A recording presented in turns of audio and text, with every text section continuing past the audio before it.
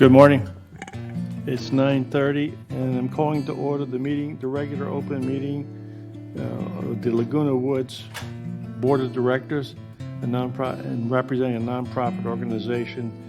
And it is Tuesday, September the 13th, 9:30, and I declare we do have a quorum. So I would. Director Ardani can't be with us today, so I'm asking Director Casey to lead us in the pledge. I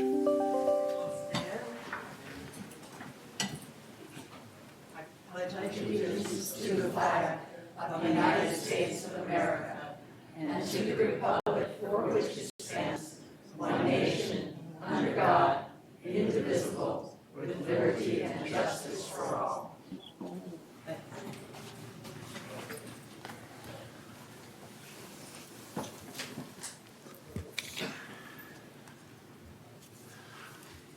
Anybody here from the media? Raise your hand. Don't see anybody. All right, directors, you've had a chance to look at the agenda. Could I have a motion to approve the agenda as written? Director Blackwell, seconded by Director Akrakar. Thank you. Item number 5, approve the minutes for April 9th, 2022 at the regular open session. Are there any corrections, oversights, or deletions or omissions? Seeing none, those minutes are approved. Now, the minutes for August 25th, 2022 agenda prep meeting. Are there any omissions, deletions, or corrections? Seeing none, those minutes are approved. Thank you. Report of the chair. I had a sad experience this week. Someone has been going up and down the laundry rooms and posting this nasty, filthy stuff about a director here. And I'm going to make an issue out of it because it's uncalled for, and as a chair, it's false. I've checked it out as best I could, and it's totally false. So for the residents who are listening here, I went up and down Calle Aragon to all the laundry rooms where this trash was posted, and we tore it out. Now, number one, we agreed years ago when I was running that if you're running for office, when you post in the laundry rooms, your posting should only be an 8x5, not 8x10. So there's a violation right there.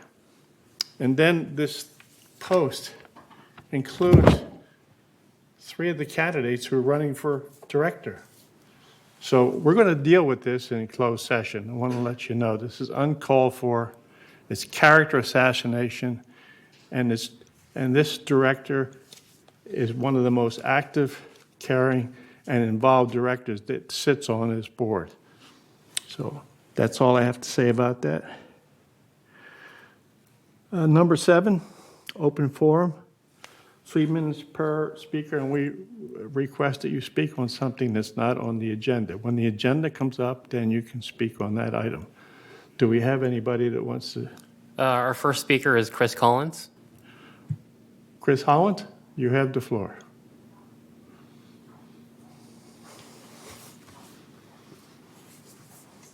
Good morning. Chris Collins, 3306Q. Excuse me. I'm here to give you an update on the work of the Foundation of Laguna Woods Village, which is on behalf of residents experiencing temporary emergencies. Help for unexpected curveballs. Sometimes life can throw unexpected curveballs. For example, the recent rise in inflation has upset many budgets. Weather extremes can raise energy costs. Illness can take us off track, or the death of a spouse can change financial stability. Many residents have heard that the foundation can help them when they encounter such hard times. For example, by paying an electric bill, getting a new medication that's not covered by health insurance, providing grocery cards, or securing help after a hospital stay. While temporary, the foundation can help make a difference, i.e., deflect that curveball. Here are some examples of the temporary help recently provided, as well as guidance on how to request this assistance. The Foundation of Laguna Woods Village supported a resident who had lived in the village for over a decade, cover the cost of the electric bill when it was at risk of being shut off. This resident has a history of financial stability, but she lost her job during the pandemic and was having difficulty keeping up with the bills.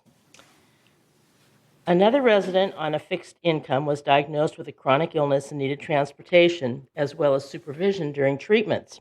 The foundation assisted her with financing a temporary caregiver who provided these services. And the third example is an unexpected health emergency required a resident to be transported to the hospital by ambulance. This resident lives on a fixed income and received an ambulance bill, which caused her to struggle to pay her other monthly bills. The foundation assisted by paying for the ambulance. How can a resident request such an assistance? The resident only has to go to the social services, which is located in the rear of the community center on the first floor. Trained staff can also be reached at 949-597-4267. And these folks will explain how to qualify for such temporary emergency assistance. Privacy is ensured and all requests are kept absolutely confidential. If financial assistance is provided, the foundation pays the bill directly for the resident. With Village Social Services, the Foundation of Laguna Woods works to ensure access to temporary help when finances become tight.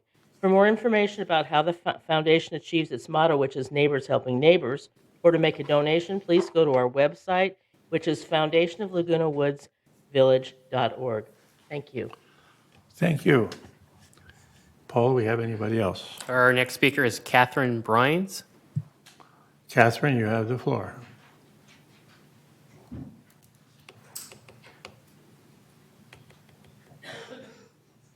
Good morning, and do I get the whole floor or just this part? All of it? I find myself in a difficult position. You're out of order, Director Torn. I'll silence you if you do this again. You have the floor. I apologize. Thank you. I don't have the manual number. Paul, would you mute him, please, until we get this over with? I'm sorry again, please. It's okay. I hate to be here myself. Closed meeting information has been leaked by directors, which is an absolute violation of their fiduciary responsibility, which all directors pledge upon election. The anti-harassment policy that you have before you today has never been more relevant. Please pass that policy. The board should condemn these actions publicly, which your president has done, and proceed with disciplinary action against the accusers. Even the suggestion that United Mutual become a de facto bank makes me shudder. This is not the board's job in any way to provide financing. Sad, yes, that we lost our lender, but people have not stopped buying. Members of this board have been ignored and are obstructing legal advice from the shareholders that we pay for, from attorneys. Mr. Beaumont needs to speak to the stock shareholders on the matter of individual directors overriding the board. My faith in this board is at serious risk, and my investment in this community is at risk when the board is in such disarray. The old adage about don't let a few rotten apples poison the whole box is very appropriate here. And by closing, I want to say I support Diane Casey, and I voted for her. Thank you very much.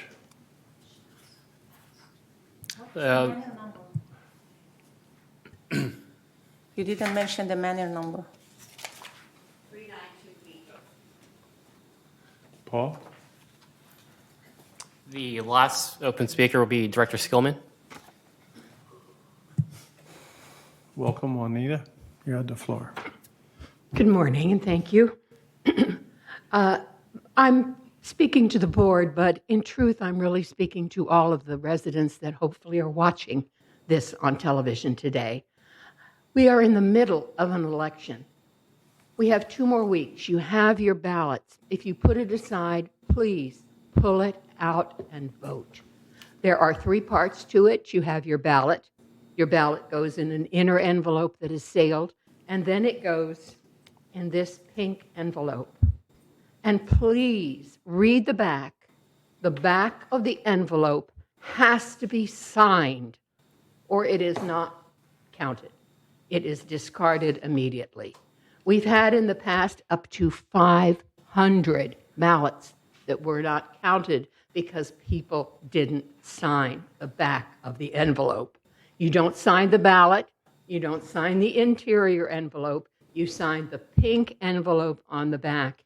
It's postage paid if you want to drop it in the mail, and we have a box in the lobby if you want to bring it by. And lastly, I would like to thank and support President Laboratory for his remarks, because attacks against candidates is unacceptable. If you want to campaign, you campaign positively for what you can do if you are elected. You don't character assassinate and take down another director. Thank you. Thank you, Juanita. There are no more member comments at this time. Thank you, Paul. Number 8, response to open forum speakers. Let's go around the board. Anybody? No response to open speakers. Okay. And now, item number 9. I get a report from our representative on the VMS board. I want everybody to know now it's election time again, and we have to think about who United wants to send to VMS, okay? And our report today is from Director Manny Robledo. Thank you. You have the floor. Good morning, Mr. President, members of the board. Pleasure to be here. We at VMS have been working, for those who don't know VMS in the audience, VMS is the eyes, ears, and feet and hands of the United Boards, GRF. They kind of implement the policies that are set here, and kind of like the property manager. So in that role, I'm going to go over a few accomplishments. Next slide, please, that have occurred in the year to date. So starting with the management, with our former CEO leaving, Ms. Foster has taken the opportunity, along with the board's concurrence, to restructure her team. And by the promotion of Carlos Rojas and Catherine Lassiter, that's been very effective, and we're seeing good results from that. And also through recruitment efforts, brought in a couple of directors, Mr. Carroll and Mr. Nunez, that have filled out her team, and things are functioning properly at the director level, and we have very competent staff, so I'm happy to report that. One of the fruits of that change is we had a right-sizing study done for the fleet that we carry, looking at criteria for replacement of vehicles versus just fixing them forever, and also, for example, if a job can be done with a smaller truck that only costs less than $50,000, no need getting an F-150 that would cost more like $75,000. So that was presented to in an open session to our VMS board, but also to all the members who attended the meeting. So that's good news. And I would like to say something. These are all excellent accomplishments in my mind, but I would like to acknowledge that there's still work to do in the area. There's a couple of areas that we have focus on would be good communication with the residents, and also manor alterations, expediting manor alterations. But having said that, it's nice to report the good news that we're experiencing at VMS. The Human Resources Department, I think through the email blast, we've noticed that through breaking up full-time positions into part-time positions and allowing the residents to apply for those positions, we've been able to open the facilities more, extend hours, and actually open whole clubhouses. For example, the recreation leader and the community center attendant positions are now being filled by some of our residents who want some employment, and we need good workers, so it's a good fit for the community. Also, human resources. In that area, risk is one of the things handled by human resources. So safety, we have employees trimming trees and doing a lot of physical labor, and safety, attention to safety does pay big dividends. It not only is good for morale, people go home at night, you know, without injury, but also in the area of workers' comp and keeping our expenses down. It's money well spent. So that was a good addition. Next slide, please. Okay. In landscaping, VMS staff did take action to approach fish and wildlife for the creek. There were some protected plants or vegetation that was preventing the water flow, so they did get approval to remove those, and that's going to help keep things moving and reduce the stagnant water in the creek. Next slide, please. In the resident services area, the satisfaction survey is done for every communication through the call center and also for anything done by maintenance. And for those two areas, we're doing very well. It's 4.56 stars out of 5. And I would agree with that assessment, especially for the maintenance. That anecdotally, what I've experienced is those are very good marks, but I think they're deserved. I mentioned earlier the communication with residents. Part of the strategic plan is to develop a comprehensive communication plan that would address some deficiencies. But for the surveys that are being done, we're getting very good marks. Security, our security department worked with the sheriff's department to apprehend the thief for the golf carts, which was a big accomplishment. And I actually witnessed, there was a lot of commotion in the Starbucks parking lot, and it was our security staff working with the sheriffs to apprehend them, which was good news. It makes us feel safer in knowing that there's not a known criminal on the loose. Water conservation, there was a change made at the gardening to turn off the valves when no one's there to prevent theft and wasting of water. Next slide.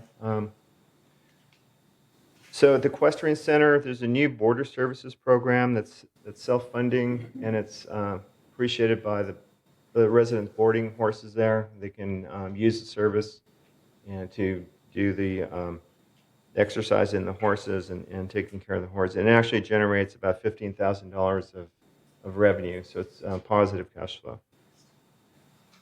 Financial services, there's a new audit program, internal audit program going in.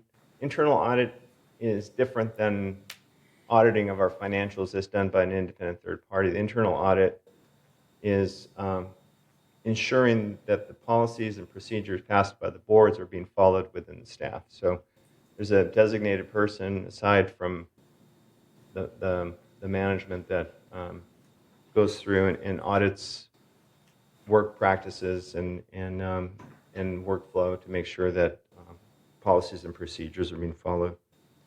So that's a good addition. Information systems, to help expedite the resale process, it's all been digitized now. So escrow offices and our staff don't have to be handling a bunch of paper. And I think it does flow through to the approval of the boards. Is that right? Okay, next slide, please. Media and communication. We now have 7 docents that expand the program. Full day in-class training, full docent led by a senior docent, and there's shadowing opportunity for new volunteers. We have a lot of visitors to the village, so this is a very good program that we have for PR and to make it known what a good place Laguna Woods is to live. Finally, social services, for the clinical staff that we have assisting our residents, they are going through foundational competency training, and they're going to receive a certificate for that training. We want the people interacting with our residents to be competent and be of assistance to them and provide help. So that's a quick update on what's going on at VMS, and I'd be happy to answer any questions. Yes? Now, I have a question. So you mentioned on the digitized and automated resales, did you say that the board is not going to be approving those anymore? No, I think it goes to the board in a digital form, but I'd let our CEO comment on that. Yeah, we're still involved, right? Yes, Oh, oh, yeah. absolutely. Yeah, it's not automated approval. It's so you don't get a stack of paper, you get a digital file. But I'm Kind of what we get reporting on now. it, but maybe she can elaborate. The purpose here was to reduce the time, and as you are aware, we've reduced the time from an average of 32 days to about 25 days. So we're making strides in lessening the time frame. Okay, great. Hello? Yes. Yeah, I apologize, but I couldn't keep track of where you were. Okay. Do you have a question? Oh, Well, what were you reading on? Because I couldn't. It's not find it. here. It's not not here? here. No, it's there. Oh, Another I see. paper. It's over there. Thank Yeah. you. it was on the screen. Okay, yeah, I got that. Thank you. Okay. Yes.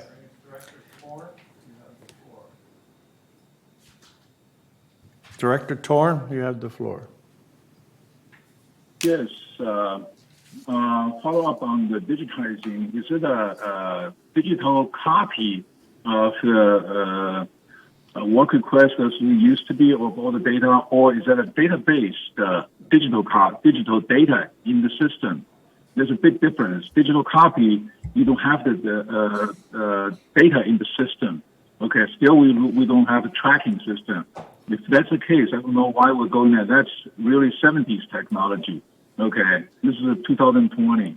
Director should Torn, be is able there to- a question? Is there a question coming Yeah. for Yes. Director My Moblito? question is whether it's a digitized copy or digitized the database. Okay, that we need to clarify. Digitize the copy is a waste of time. Okay. Second is the customer satisfaction survey 4.56. Great. Okay.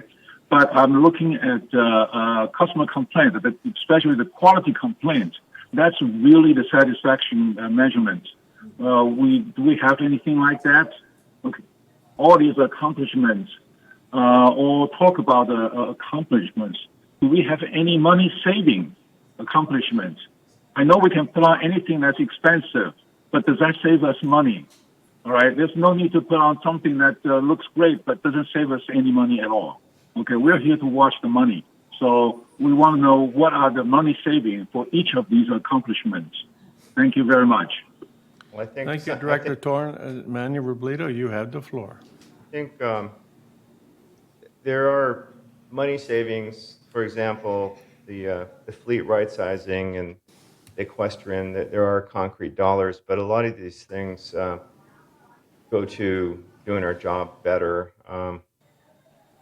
So there are both qualitative and quantitative improvements.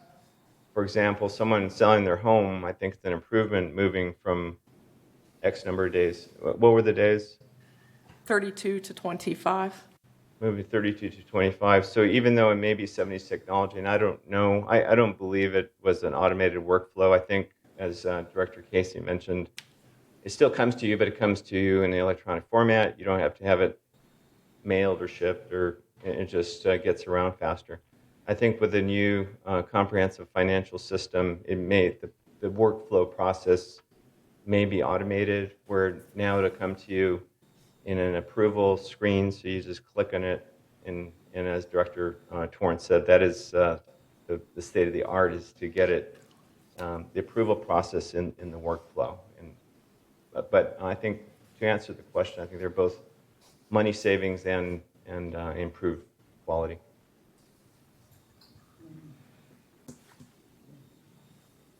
Lenny? Director Ross? Two questions, real brief. Is the digital information that's coming from the escrow companies for new applications, is that going to be supplied digitally or on paper? Because right now, it's currently supplied in a big, thick application that they send to the HOA. Is that going to be changed in the Yes, future? that is the or intent. It's already As changed. Director Robledo just said, that is the intent with the new system, yes. Okay.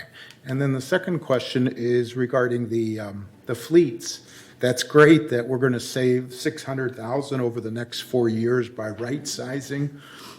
There was one other area with fleets that we were supposed to study, and that's the idea of using more used vehicles instead of buying new vehicles. That was So- part of it. In addition to the criteria for replacement, they're changing the purchasing policy to allow used vehicles, good quality used vehicles with criteria so that we don't get junk, but and acknowledging that you can save, a significant amount of depreciation by picking up, especially trucks. Trucks tend to last, so that is part of it. Thank you. Thank you.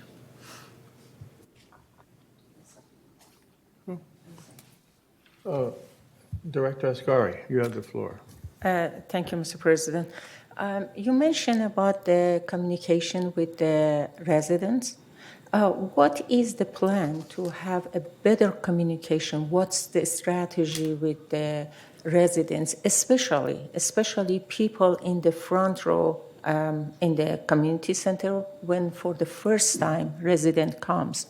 Or they knows all the laws, or they knows how the procedure is, because maybe they go and talk to the person and then get different answer from the reality. One of the things that I would love to see is people that the first, as I call it, first row in the contact with the resident, be knowledgeable, or if they don't have it, directly send it to the person, or at least one knowledgeable person be there. They said, I don't know, but you can ask Mr. or Mrs. this right there. So in that case, they inform in the right direction. That's my suggestion is, and I hope this bring a little bit tension down from residents when they going to the different department that not talk to them. Well, thank you.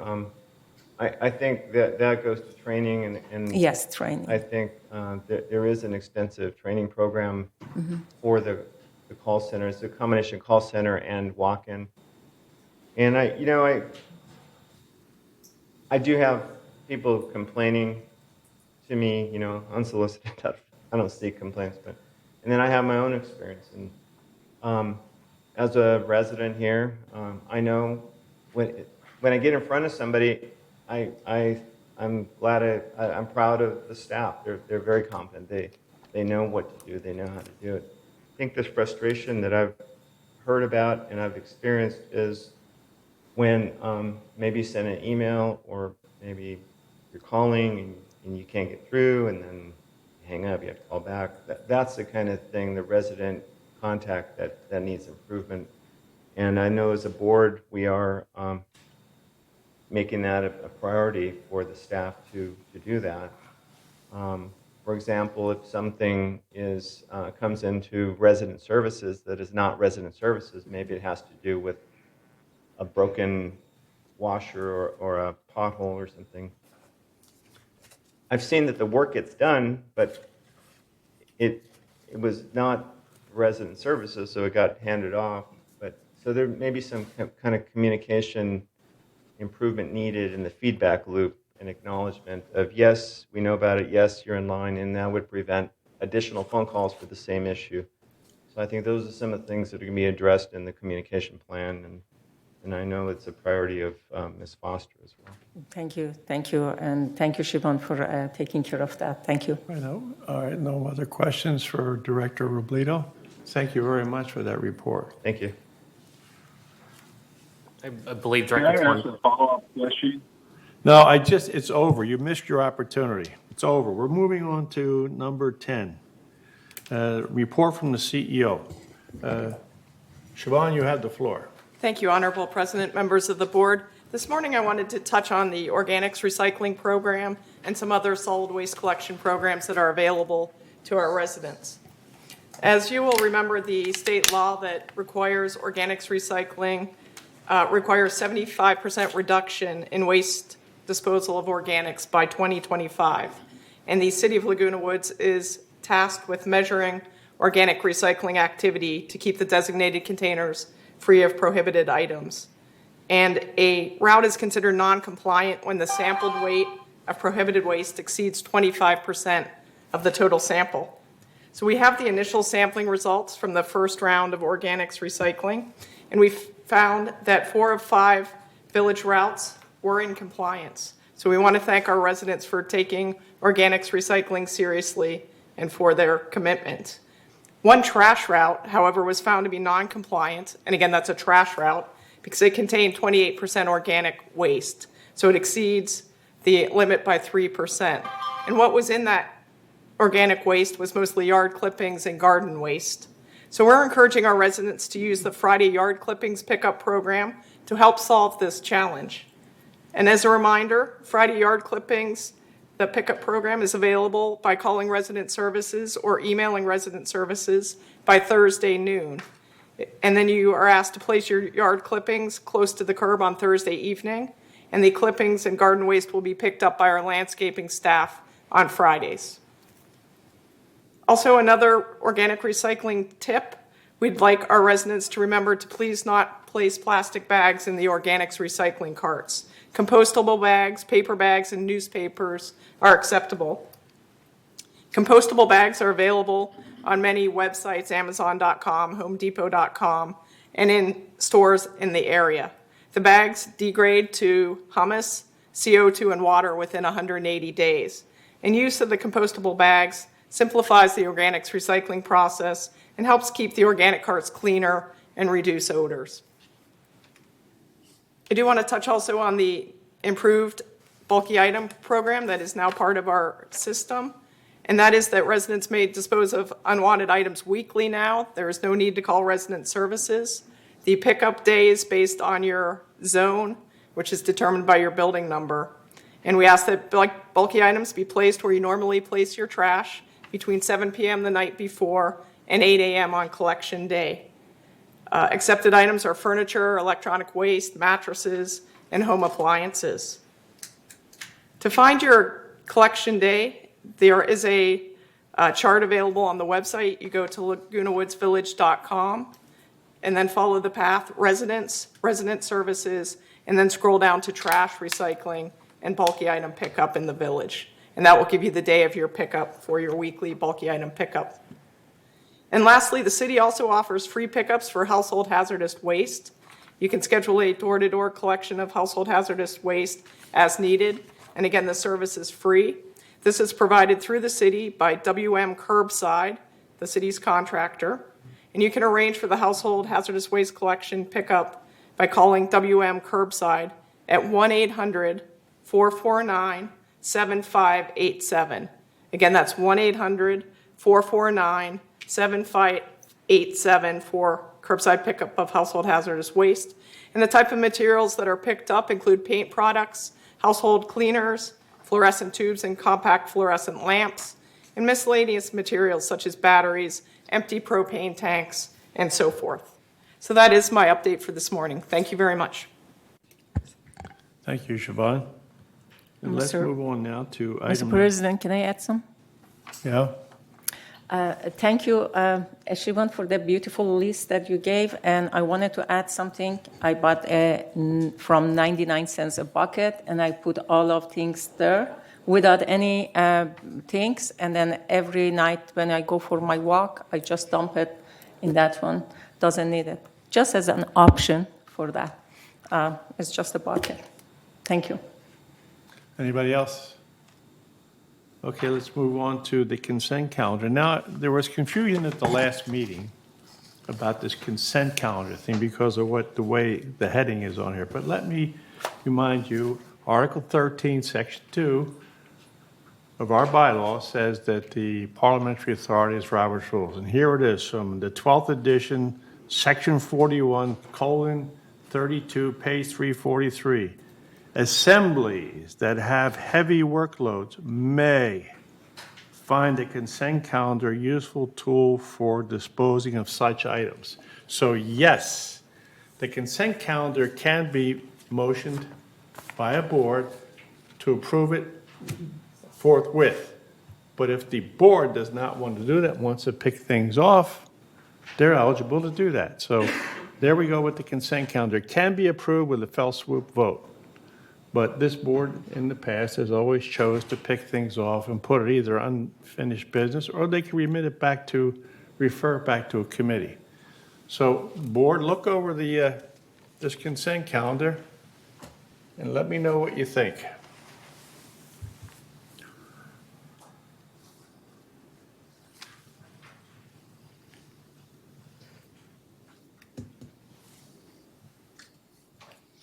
Director Blackwell. I approve. I second. So the motion to approve the consent calendar as written has been motioned by Director Blackwell and approved by Director Diane Casey. Any further discussion on the consent calendar? So hearing none, then let's take the vote. All in favor of approving the consent calendar as written, please raise your hand.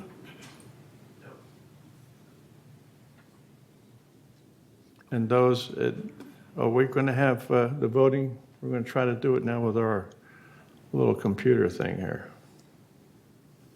Is that what we're doing, Paul? Yes. Okay. What we should do? All right, so on your monitor, directors, you can say that there's the motion, and if you approve it or whatever, let us know. We'll get a count and look into the archives. It's not here yet. There we go. Okay, so please vote. Director Torn, what is your vote?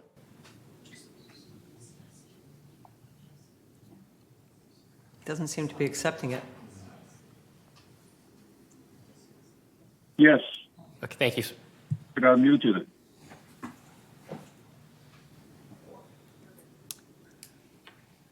It says something about amend the motion. What that is? Don't do that. Huh? No, there's a motion on the floor to approve the consent calendar as written. It's been seconded by the Director Casey, and now we're Diane. voting. What's the vote?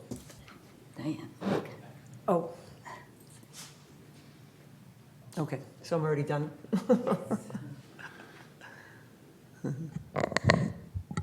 So Director Nardani's not here. Right. Director Bastani's not here. So what's the vote, Paul? Let's announce the vote. What's it say? It's 8-0. All right, the vote passed 8-0. Okay, so the consent calendar, thank you very much, has been approved and passed. Now let's go on to unfinished business. The anti-harassment and anti-abuse policy. Board, we have to do something with this. This is crazy. And if we have to do something, and we have to be with the other boards. So, Would you like me to read it? Director Blackwell, will you take the lead? All right, I'll read it.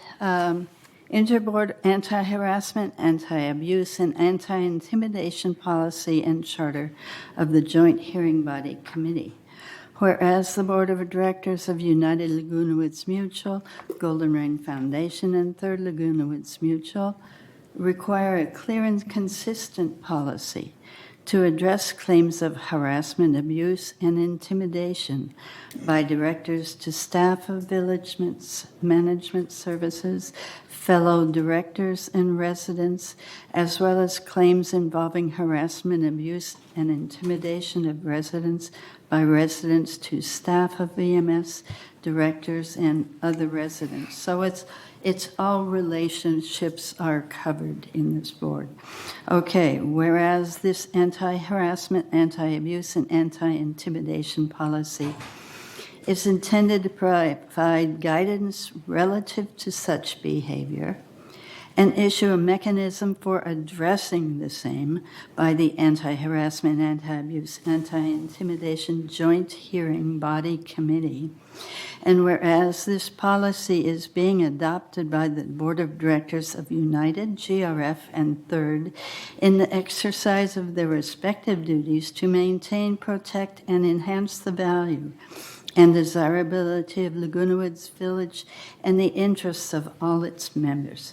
Now, therefore, be it resolved that the Board of Directors of this corporation hereby adopts the anti-harassment, anti-abuse, and anti-intimidation policy and charter of the Joint Hearing Body Committee as attached to the official minutes of this meeting, and resolve further that the officers and agents of this corporation are hereby authorized on behalf of the corporation to carry out the purpose of this resolution. I move this resolution. I second. Director Blackwell has moved the resolution, and Director Casey has seconded. And do we have any discussion? Director Kashak-Rikar, you have the floor. On page 7 of 16, you have staff, item number 7. You say staff, instead of will, they've cut it and put may. That word should be shall, not may.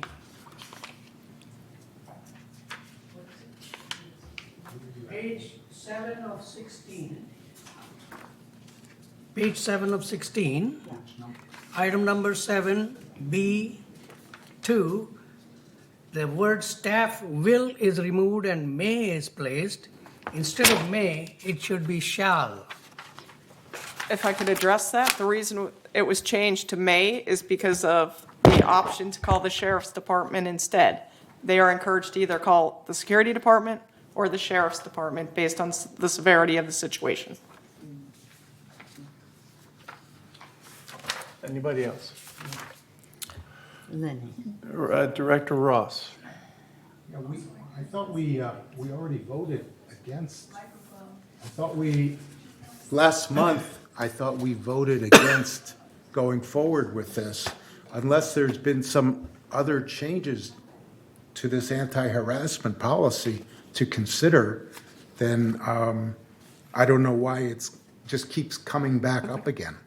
And so if it does that mean that we can bring up anything that we vote down, just continue to bring it up again and again until it passes? I just don't understand the process here. I would like to address that, please. Yeah. At your last meeting, August 9th, a motion was made to introduce the proposed policy. The vote was a 5-5 tie, which meant it did not advance. In August, Third and GRF did introduce the proposed policy. After the August meetings, the presidents, who are the impetus behind this policy, met to consider, again, all the comments made by all board members, not just this board, and made some changes to the proposed policy. That is why you now have red line versions of the proposed policy, the proposed charter, and the proposed flow chart in your packet. These document the changes that were made, and now it is being brought forward for reintroduction if this board should choose to do so and follow suit by Third and Third and GRF, excuse me. I would just say I would like to have a chance to review it with the changes that were made before we vote yes or no. That's my only request. Well, you've had this packet, so you can't stall it. Director Blackwell. This is unfinished business, okay? We have gone through it. You can see the red lines are very few, but they are there. They are important, and the presidents and so on have thought they should be brought again before the board because of these changes. There are less than a dozen red lines here. If you read it while I'm speaking, you will have the gist of it, I think. Thank you. Diane Casey. Director Casey, you have the floor. Okay, yes, this is up for a 28-day review. So, if you still have 28 days to read it and come back next time and tell us what you think. Excellent point. No, okay. Okay, Oh, any yes, more- it does say yes. Any more discussion on this? Director Ascari. Thank you. I wanted to know, Shibun, that comparing this one to the last one that you brought it, this red one was there. So what is exactly changing to the last one that you bring it again? That's what I think Director Ross asked. All I can see, the last one, we had a monetary list here that was taking off without any changes, which I wanted actually to see that monetary because the fine is from $25 to $500. The range is so big. We wanted to see that one here, what's going on the first, second, third, or whatever. I appreciate if you say, because we vote on that one last month, and is exactly the same, bring it again. I will draw your attention, starting with the policy on page 7 of 16. Section 7, Director Akrakar pointed out the change of the word from shall to may. That is, again, section 7 on page 7 of 16. If you go down to section 8 on that same page, no further action will be taken on an item that is determined not to meet the criteria of the policy. It previously referred it back to compliance for further action if necessary. So that has been taken out. If you look on page 8 of 16, under section 10, we changed the word to any committee members. And then on page 9 of 16, the attachments for reference have been deleted. The discussion at our last meeting centered on the fact that each case is going to be considered on its own merits, so there is no point in attaching any materials for reference. If you go to the policy on page 12 of 16, again, the same change was made here under section 3, subsection A, subsection 2, where the word to is removed and any is added. And then these same changes that I just described are reflected in the flow chart, which is attachment 2 to your packet. Thank you. Thank you, Siobhan. Is there any more discussion about this? Director Cash Akrakar. On page 9 of 16, these were references only. Why delete them? The presidents, when they met, felt that it was beneficial to just remove them. They were only attached for reference, so that the understanding would be that each case is considered on its own merits. Thank you. Director Blackwell. Yes, we need this policy passed. We have currently 3 different policies by different boards. That means if you cross the street, if the incident happens across the street in Gate 5, it can be handled by third instead of united, even if one of the residents is united and the other one is in third. Where does it go then? Does it go to united or third? Well, this is what covers this. This makes the harassment policy and all of this is uniform throughout the village, even on GRF territory. And that is the benefit and purpose of having this. And then the boards, the representatives are from each board on the committee. It isn't like it's all third or all GRF. So this makes it uniform throughout the village. It's just a natural thing that should happen because we move without borders within the village. And so we should have the same rules and procedures for this throughout the village. Thank you. Thank you, Director Blackwell. Director Casey. I just want to say, that monetary policy, that just goes for everything. It's just a monetary policy that has been instituted for penalties, and it really shouldn't have been attached to this 6-page policy. Okay, thank you, Director Casey. Are we ready for the vote? Yeah. Director Ross. May I speak? May I speak? My hands has been up. Oh, I don't see your hand up. I'm sorry. I apologize. Question. Somebody needs to let me know. Director Okay, Torn. thank you very much. Thank you very much. Okay, We have where is the meeting minutes of the new version from the president's meeting or GIF meeting? I don't understand it. There need to be some discussion, why they made these changes and why do you think their alternative considerations are eliminated? Okay, that's what we are going through right now. We are going through their discussion right now, which should be presented to us. Okay, this wastes our time. Can we have a separate meeting, put it aside, and have a separate meeting, talk about these issues, and then determine whether it's worth bringing back? I read it, and I felt it's just really very cosmetic changes. There is nothing new changes, in my opinion. Okay, so it is very important that we need to be informed and really consider that in a separate meeting. And I would move this one to the separate meeting to discuss this issue here. Thank you. Thank you, Director Torrent. I have to speak up on this. This is nonsense. It's a delay tactic. As Director Diane Casey said, this is for 28-day review. Is that correct? Correct. Yes. So we got to move this forward, and we have to have a harassment policy. I'm telling you that. And you can dance this all you want, but I'm not going to let it be delayed. So we can talk, and we have more debate, but we're going to do something here today. Wait. Paul. We do actually have a member comment. You're ready. Well, wait, I'm not done with the directors yet. Oh. Lenny's fourth time. Director Ross. Yeah, on page 7, number Roman numeral 8, B, I, it seems like someone crossed out that Compliance Division reviews claim for other possible governing document violations. And the same elimination of that same rule was on the next page, on page 8,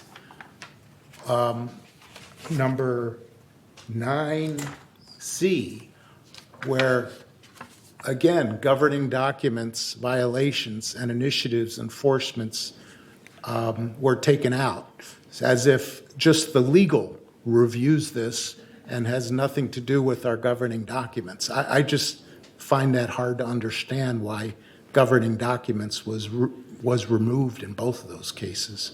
I would be happy to respond to that. Okay. This was raised by one of the other boards. As it was previously written, if a harassment claim came in and it was determined after investigation and review not to meet the level of harassment, it was going to be referred back to the Compliance Division to look for any other violations of the governing documents. The thought was, it's a harassment concern, let's end it there if there is nothing to substantiate it. So this was viewed as a favorable change. Thank you, Siobhan. So I'm going to go to the residents. Director Ascari, this is the last from the board now. We're getting redundant here. Go ahead.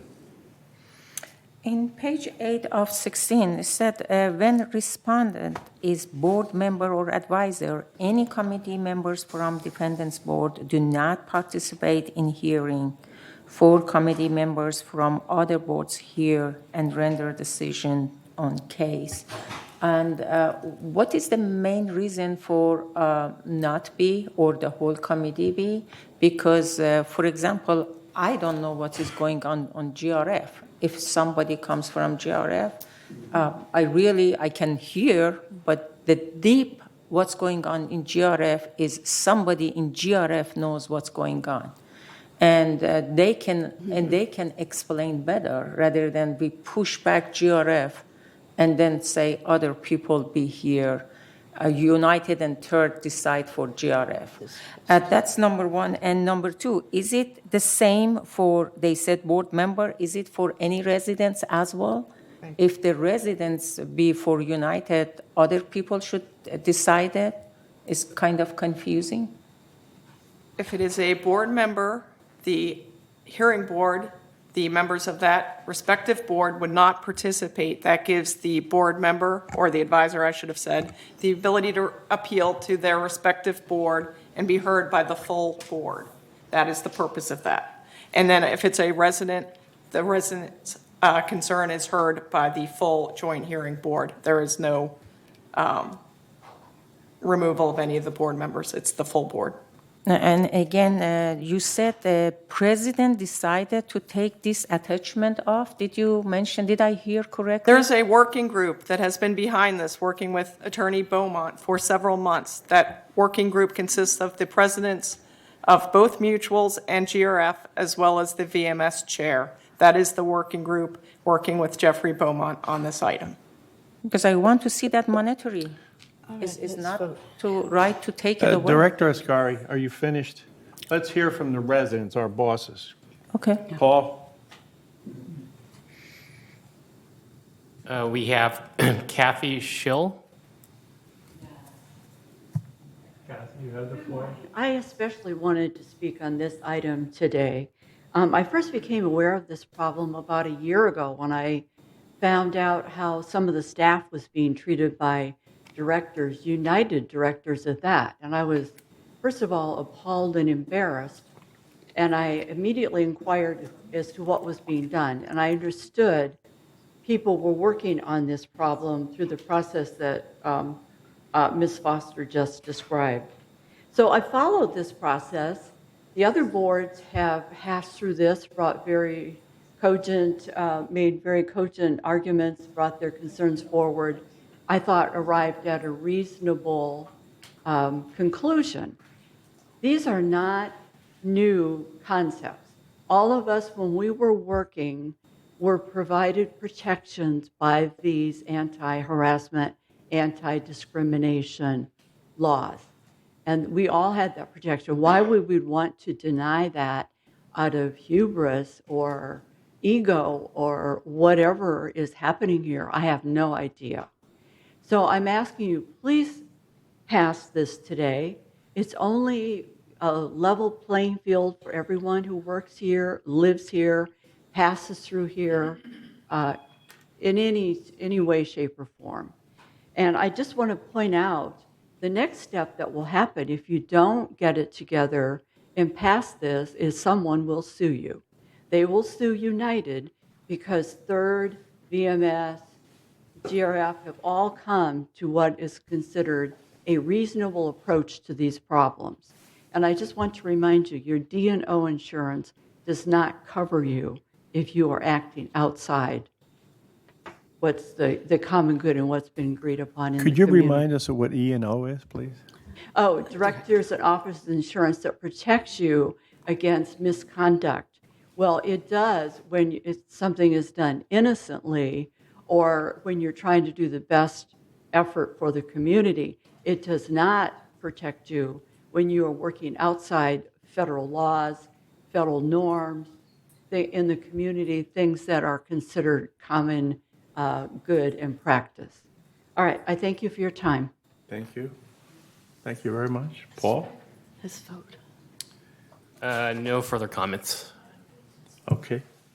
Comments are over. Are we ready for the vote? All right. All in favor of the resolution as put forward and seconded, please raise your hand. No, we're going this one or raise hand. What? On the screen, Anthony. Oh, we're voting on the screen. I'm sorry. All right, I can't see it on my screen. Does everybody have it on their screen for vote? I don't have it on mine. Director Torn, can I have your vote, please? Do you want yes or no? What do you, Oh, where, I can't even see it. Anthony, yes? I think you're hitting the wrong one. Finger, use your finger. Director Torn, can I have your vote, please, sir? Right there, you got it, you got it. I vote no. Thank you.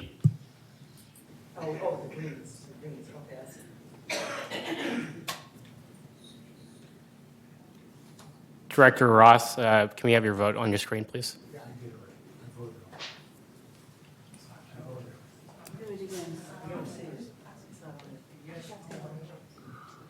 Can we see the vote screen? Can we see the vote screen? Oh, he said he abstained, but it's coming up no. Oh, it is. Oh, it's coming up.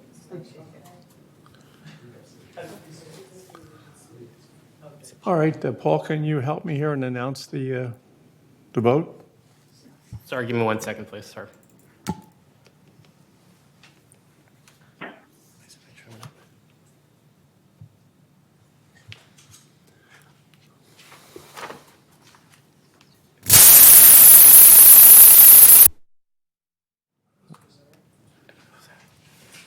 So we have a yes vote 6 and nay of 3. The motion passed. 6 and 3? Yes. All right, it passes. Thank you. Thank you. All right, let's move on to 12B, the strategic plan. Again, the strategic plan is being worked on, but we're trying to, I don't know the expression, the strategic plan should belong, as default is the business plan, and then the master plan. And then in there comes your strategic plan. The master plan is a long-term plan, say 15, 20 years, and the strategic plan should be a 3 or 4 year thing and then be revised. So we're in the process of doing that, and Director Scar has been very helpful with doing this. Do you have anything to add to that, Director Scar?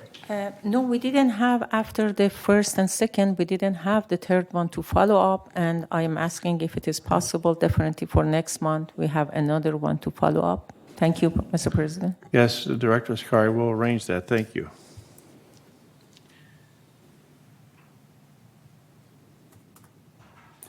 Okay, let's move on to 12C. Discuss and consider operating deficit transfer, September initial solicitation, 28 What is day. the paper for this? It's not in the package. It was an amendment. Please, let's come to Is order here. anybody I'm has running the meeting. Well, I don't have it. Go ahead, you've got the floor. Please pay attention. Thank you, Chris. Elementary members of the board. So staff's here to recommend the approval of a $241,330 transfer from the contingency fund to the operating fund due to the. Sorry, I can't hear it at all. You're out of order. You're out of order. Paul, mute him. I cannot hear. Stop. This is a bully. So I'll go ahead and repeat myself just for the audience in case they did not hear. So staff recommends the approval of a $241,238 transfer from the contingency fund to the operating fund due to the operating fund deficit in 2021. So Could you tell me where this is, please? this is 12C. 12C. No, there is no 12C there. There's nothing for it? Yeah, there is a paper, but they give it to some people, apparently.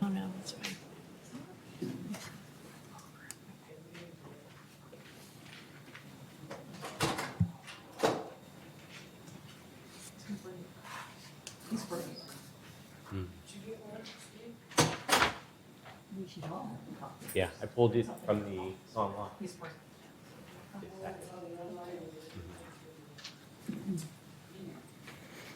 So I'll go ahead and continue if I may. So from a background perspective, so every year when there is an operating fund surplus, so what ultimately happens is the California Civil Code requires any operating surplus to be transferred out of the operating fund and to be used for to lower future assessments.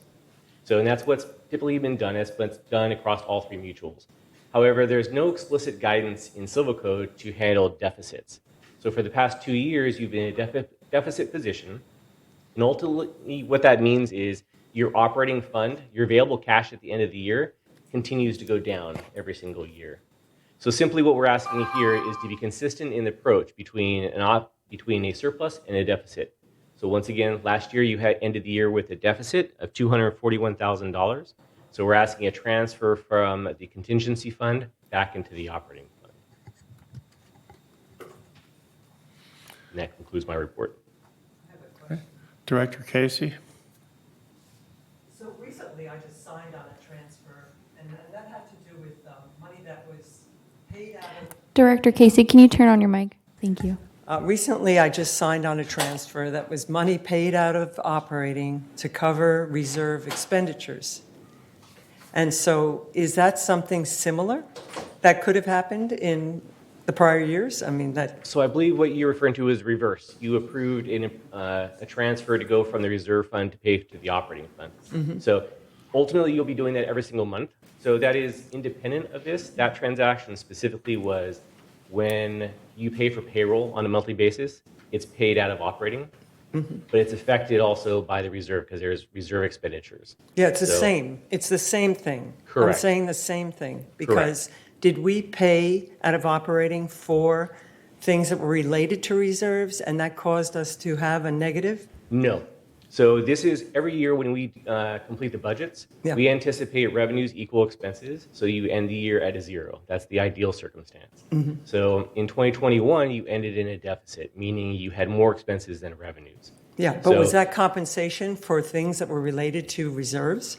No, not at all, actually. So this was You worked all that strict- out like you did with this last transfer? So this was completely with regards to the operating fund, entirely.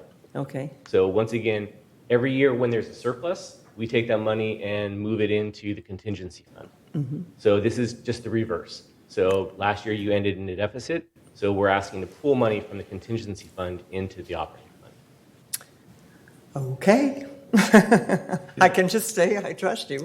Sure, so it's completely independent of the reserve. It has nothing to do with the reserve fund. Nothing to do with expenditures in the operating that were for reserves. Correct. It's entirely Okay, enclosed you within worked the that operating out? You already did that transfer? It's independent of that. Correct. Okay, all right. Director Blackwell. I move that we approve the transfer of 241,238 from the I move that we move 241,238 transfer from the contingency fund to the operating fund due to the operating fund deficit in 2021. We have a motion by Director Blackwell. Do I have a second? I'll second it. It's seconded by Dan Casey. Do we want to discuss it? Director Ascari. Thank you. This motion, this information came last month, and we tabled it to discuss. I went to your office, and we discussed.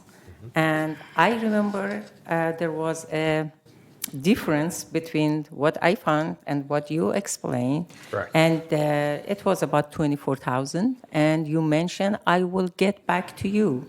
And I have never received any response after that. Why this comes again before we clear? Sure. And I emailed you a few days ago. Sure. Correct, on the 9th. So correct. So with the 24,000 that we're reconciling has to do with the reserve. It has nothing, like we discussed in the meeting in my office, it has nothing to do with the operating. No, it was. It was, we went together, and I am asking directors, wait, I am not saying it's not correct. I said it's not clear for me.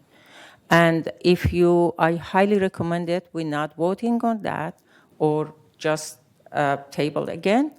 We discuss about reserve, we discuss about operating, and at the end, you write down a note. You write down a note and said, I will get back to you, and I never received any information after that. So I highly recommend it. We stop this one until it's nothing happened. If next month, maybe everything is correct. I don't know. I wanted residents and director knows that we should stop this one. Thank you, Director Ascari. Any other? Casey? Director Casey? This is also on a 28-day review. It doesn't matter. We can You don't wait have for the next floor. month. Director Casey has the It's a 28-day floor. review, and so if you've got some questions, find out during that time. Sure, thank you. I'd be happy to provide that answer within the next 28 days. Okay. So we'll resolve by the end of the week. Anybody else? Yes, I have. Wait a minute. Let me get somebody else first. Anybody else hasn't talked on this, wants to talk on it? Andre's hand is up. Director Torn. Yes, I'm looking at 2021. 2021, December 31st, 2021, statement of revenue and expenses. We have a year-to-date variance of $2.6 million surplus. Okay, and I don't understand. based on what I talked to posted on Globe, there are a lot of administrative expenses, and I can't believe none of them are if those expenses and all those numbers. The explanation was it's sent to the GRF. I can't believe that we have nothing left for us. I want to know what kind of compensations we've been distributed budgeted in our budget plan. Okay, if the budget plan is proportionally distributed, then we need to get a proportion of the expense back, and that particular is our expense. The variance is our expense. Okay, our budget back to us. And in the budget planning, there is no previous year's surplus or excess or deficit. So our budget, our assessment is totally based on assessment, based on budget. Nothing with the reality of how much money we have left, okay, and how much savings we need to reimburse the members. That is the biggest problem. I don't think that's the right way to do a budgeting. But you can do a budgeting any way you want. But when you calculate assessment, you have to include surplus and deficit in there to tell people why you want to charge this assessment.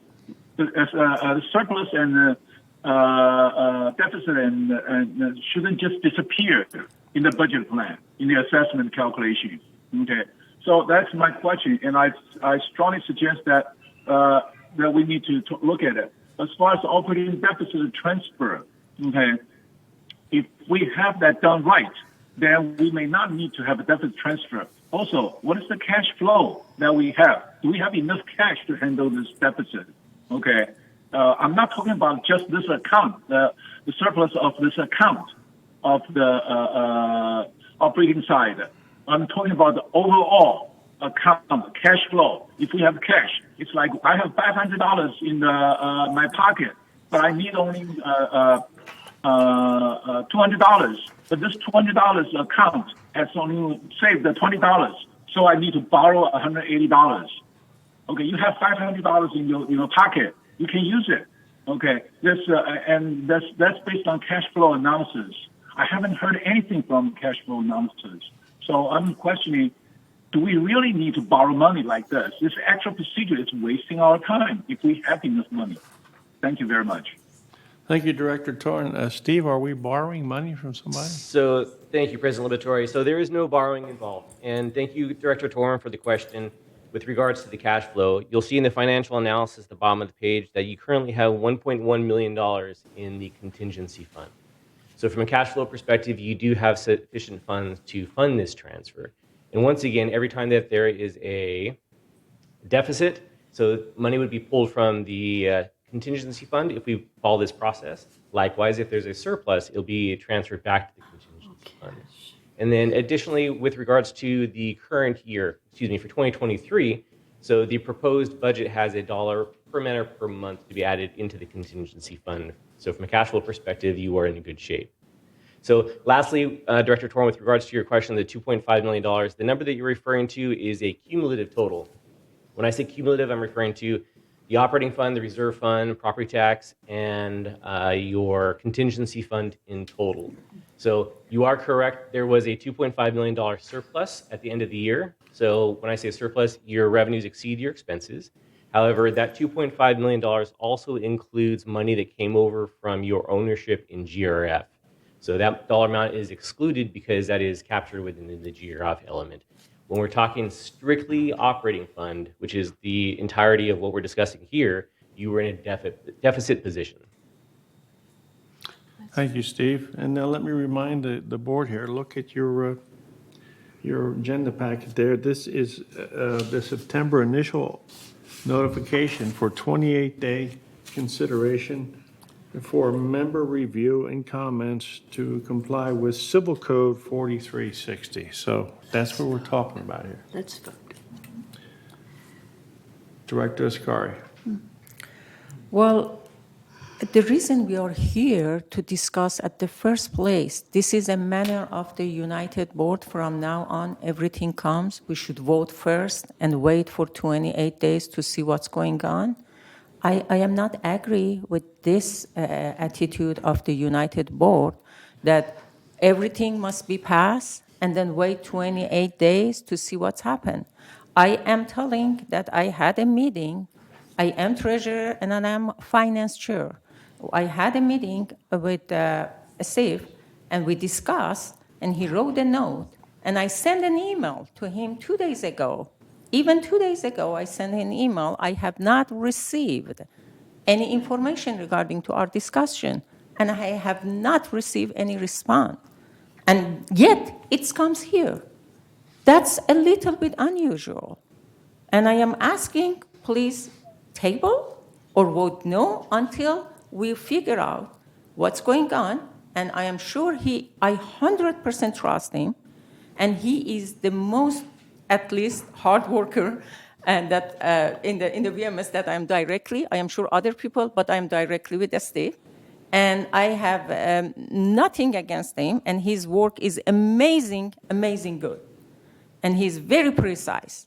I highly a fan of him, but I am saying we have to verify it as a board member. That's all I am saying.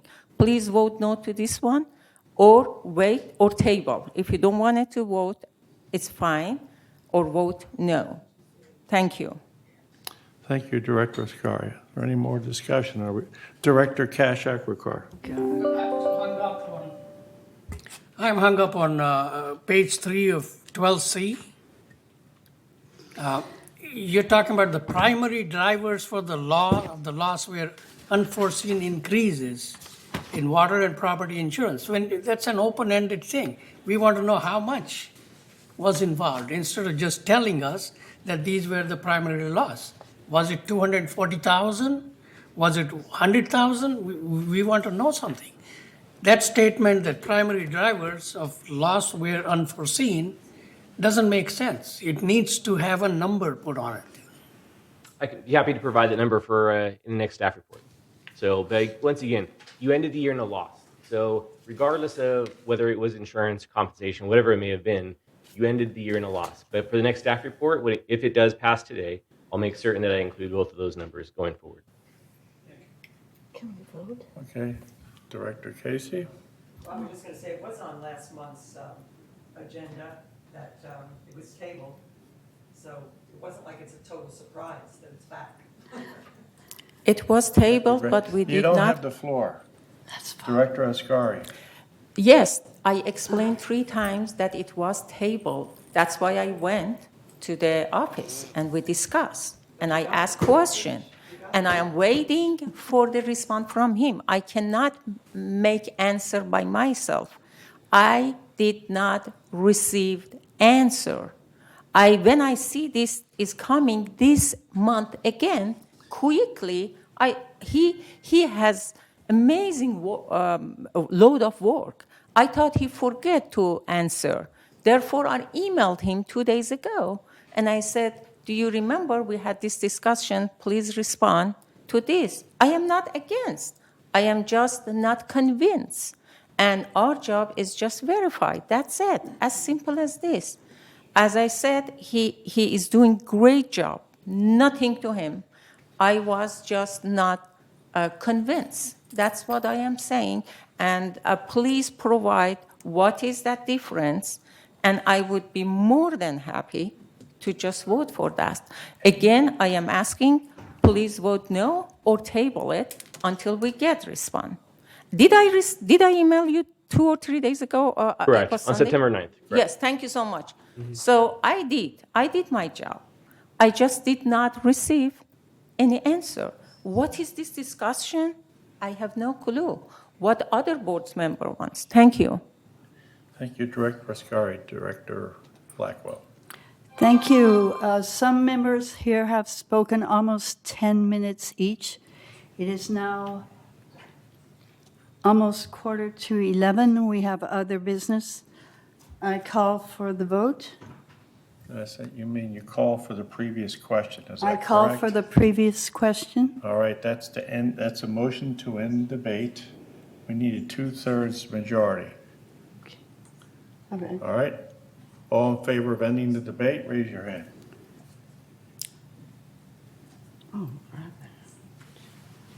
Okay. Did you get the count there, Bo? Or you want to use this machine? Let's use the 4, 5, 6. our electronic processing here. All in favor of the motion to the previous question, that is to end debate, we need a 2/3 to end debate.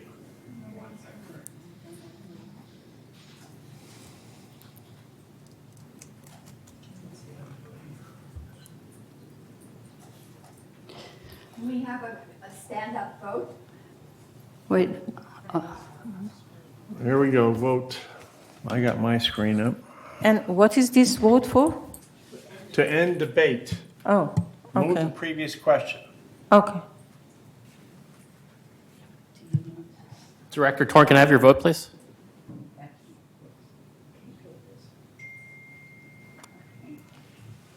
Director Torn, can I have your No. vote?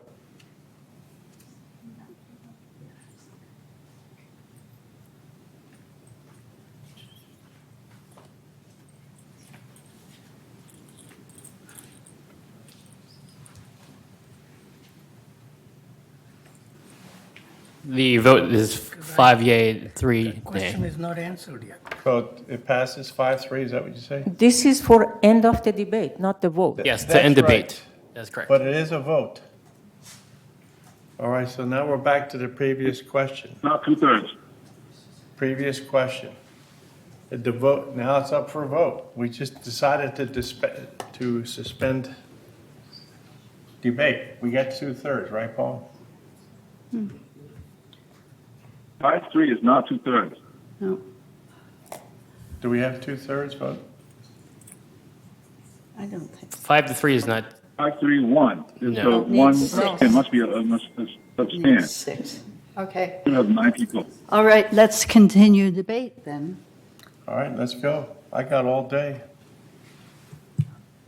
Director Pearl. I have a question. Is there any reason why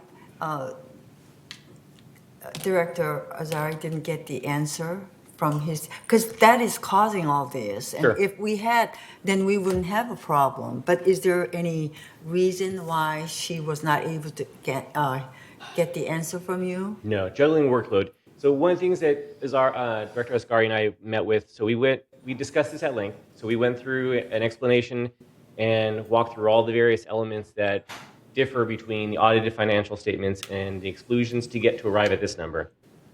So Director Ascari asked some questions. It's been a week or so. She made some assumptions, and in terms of why the numbers, she expected it to be this, and it was a different number. So we were trying to back into the numbers that she was getting at, and I having a struggle trying to get to the same numbers. So nothing is anticipated in changing at the end of the day. Oh, my next question is, how soon can you get the answer to Director Ascari? So more than likely in the next 2 weeks, I'm meeting with Director Ascari on Tuesday of next week. I So we see. already have this meeting scheduled, so we'll discuss it at that time. Director Blackwell. Yes, since he will have it before our next vote, then we will know. So let us pass it now, so that for the first hearing, You're out of order. and put it over for 28 days. And that is when we take the final vote. Otherwise, this goes on into the next session, the next board. Thank you. Anybody else?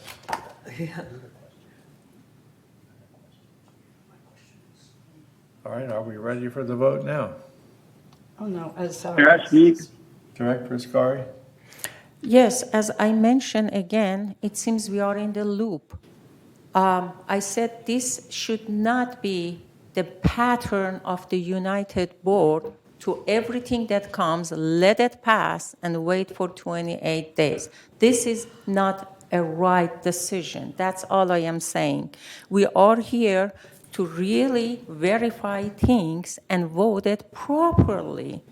There is huge appreciation for this gentleman here. I am not saying anything I said is not clear for me.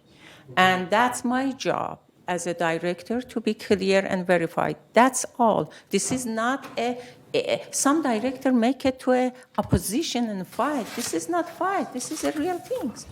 Can you please stop and then stop and go to the vote?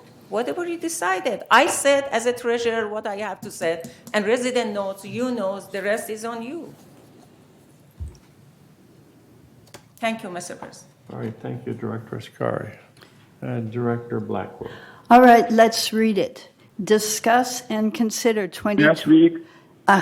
Discuss and consider 2021 operating deficit transfer. September initial notification, 28-day notification for member review and comments to comply with Civil Code 4360. This is not a willy-nilly decision. This is a demand by 4360. In order to meet the requirements of 4360, this item has to be presented first, then we have a 28-day period or longer, and then we vote on the final question. So this is not the end. This is just to put it on the 28-day calendar. Otherwise, it gets put on who knows what. We are required to give at least 28 days notice. That is why we cannot pass it today. Can I be more clear? Thank you. Thank you, Director Blackwell. And Director Torn, I'm sorry, but my screen doesn't show you, so you have the floor now. Yes. When we vote yes or no. We don't just vote maybe or maybe next time, right? So when we vote yes to move on for the 28-day notification, we vote agree. It's not just for, like some directors mentioned that it's just moving on. Forget about it. We don't know what we want to do with that. Let's just move it on. Okay. Board needs to watch the numbers, watch the budget, watch our money. Okay, if we vote it on, that means we agree with it for the time being, and we will consider, take a look at it next time.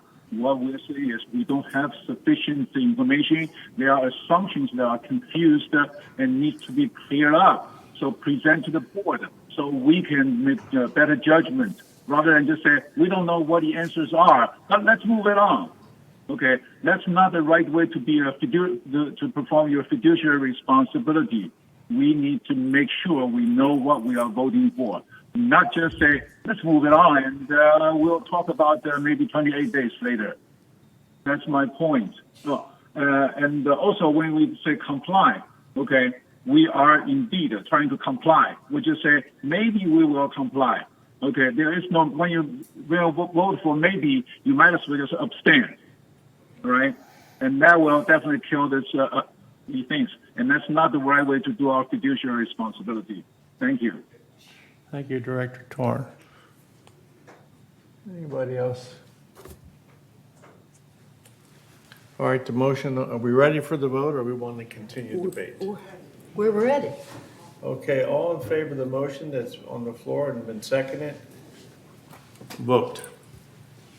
Director Torn, can I have your vote, please, sir? No. Thank you.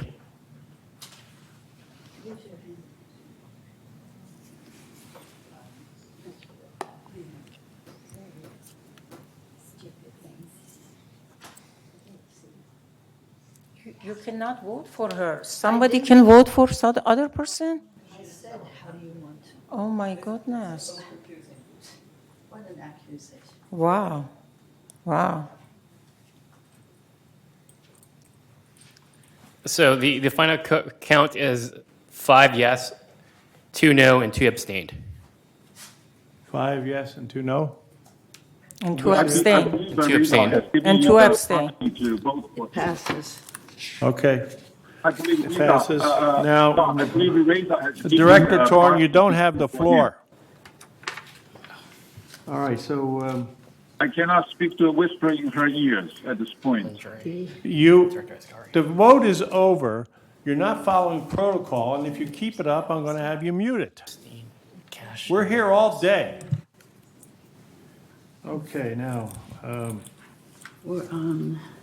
we're going to go on to 12D, discuss and consider recurring town hall meetings, and I'm going to defer to Director Casey because I believe she has the opinions from the card. Is that correct, Director Casey? Yes, I do. You have the floor. Okay. So we had 2 successful town hall meetings with keynote speakers that talked on from the El Toro Water District and the San Diego the Southern California Edison, and on electricity for charging cars, and one was on water. And so we did put out some cards to find out what subjects people were interested in, and some of those were insurance coverage for co-ops, loans for purchase, solar, budget surplus, and cutting water use. So I do have some cards from people. They said, I think you, yes, do you, this is on, do we want to have more town hall meetings? Yes, do have more town meetings with shorter presentations, great focus on budget and cutting water use. I would like, and then the second one, I would like to have more of these meetings, and I think it's a great idea and appreciate the board's time. Another was, thank you for today's town hall meeting. As a 20-year resident, I would appreciate more of these information get-togethers. And then there were some things on things they wanted to discuss for lawns, laundry, pool, and using waterless toilets in the clubhouses, durability of new road along Cali Aragon is falling apart, and corners will be corrected. And will the corners be corrected by the contractor?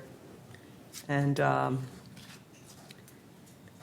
cut down the disease trees, more electrical capacity in carports, and solar panel programs on carports. And what does outside walls mean in insurance cover for co-ops? And what are loans to purchase no longer offered? What about considering use of solar to decrease electricity costs? And at this last meeting, there were some very good ideas brought up about how you could, funnel some of the electricity by using batteries in a carport that could then allow people to tap into that battery. Just ideas. So that's what we need. We need ideas for the future. And I know somebody asked about the creek, and the GRF is having a meeting tomorrow with a biologist for the creek. So, that's a very important issue. I think you should tune into that, either, through a Zoom or go to the meeting. I'm going to go. Thank you. Thank you, Director Casey. I had one card, and she asked for larger numbers to be painted on the sides of the homes. We did that about 8 years ago. We got them larger, but apparently they would want them still larger. So that's just something we have to think. Okay, thank you, Director Blackwell. Now, if you look at item 12E. There is a question. We actually have a member who, I'm sorry, we have a member who actually has a question about EV chargers or comment. Is that okay? Yeah. Who? I guess. You say, okay. Georgiana Willis? Yes, Yeah, you yes, have the floor. 858D. Yes, I attended the forum, or town hall, and it was quite informative. And someone also did mention a less expensive way using some kind of, was it solar or something, or whatever. And I was talking to a neighbor of mine yesterday who has a Tesla, and she said that what she does for charging her cars, she has some kind of a little gizmo I guess she got through GRF. She pays GRF $250 a year. It's in her carport. And when you consider the expenses that Edison was talking about, it sounded like the minimum expense would be $15,000 per charging station if they were all close to an Edison, transformer and all next to one another. But she said it would be ridiculous to do it because there are plenty of chargers all over the place here, including, I know when I go to the gym in this building, those charging stations, they're always empty. So my guess is a number of people are probably using these gizmos through GRF, paying them $250 a year. It keeps our costs down so far as our HOA, because the higher our HOA costs are, the lower our values will be. It only just takes our values down as it goes up. Thank you. Thank you. Thank you very much. Paul? No further member comments. Okay. So we're ready for 12E, update committee appointments. We're into our 9th month and we still don't have this straightened out. So if the board will look over those things, look over that and these committee assignments. Mr. President, can you say what is the new that coming? We are almost a year and still we are voting for this committee. That was just my point, if you listened. It's September and we still don't have this settled. And you have it in your packet. I know, but what So I is shouldn't new? have to spend time here. If you look at the packet, you want to debate it, do you want to approve it? Yes, I want to say there is 2 times board band ad hoc committee. Do we have 2 board band ad hoc committee on page 2 of 12E? Or we have 2? Broadband. Yes, is it 2? Yeah, that was fixed already. I sent an email to Director Ardani a couple days ago. We fixed that already. So there's one broadband. So it's not ad hoc. 2, it's just No, it's one. just one. I sent an email to Director Ardani a couple days ago with the fix. Okay, so in that case, there is no new red. We added Director yes. Blackwell, I believe. That's right, item 12E. You don't have the page- floor, excuse me. Director My hand Ascar, is you up. done? No, I want just to know what we're voting. We're voting on the committee assignments. This is a resolution. Okay, thank Do you, you want me thank to you. read it? No, thank you. Anthony, Thank you. please. Director Blackwell. Thank you. This is on page 2 of 2 at 12E. GRF Broadband Ad Hoc Committee. That is a new committee. So we couldn't have decided this years ago. And I am placed on that committee, and that is the only change on this. No, that's not true. I'm on it too. Oh, are you? I mean, I just got the email from Eileen. I am did on you? that committee. Okay, let us add on Diane Casey then also. Okay?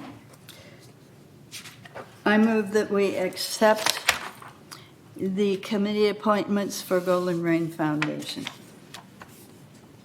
Oh, yeah, because you see up above, there's broadband in the 2 Wait a places. minute, Director Blackwell made a motion to approve this, so we have a second.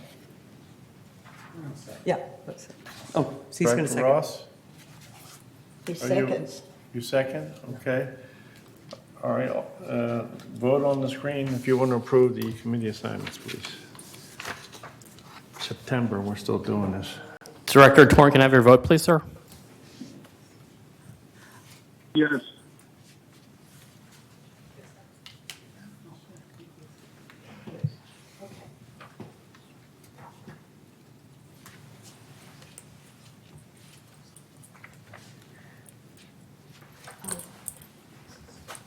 Maybe.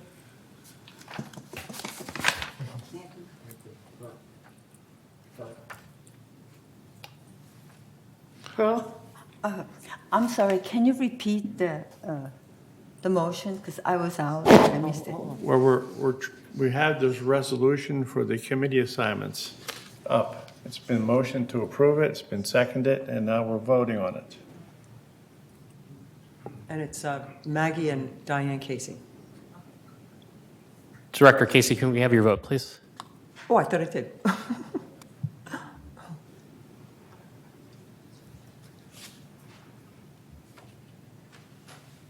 Or maybe I'm confused. Which one are we voting for, A or B? I thought I'm voting for B. Hello, anybody hear me? This is item 12E.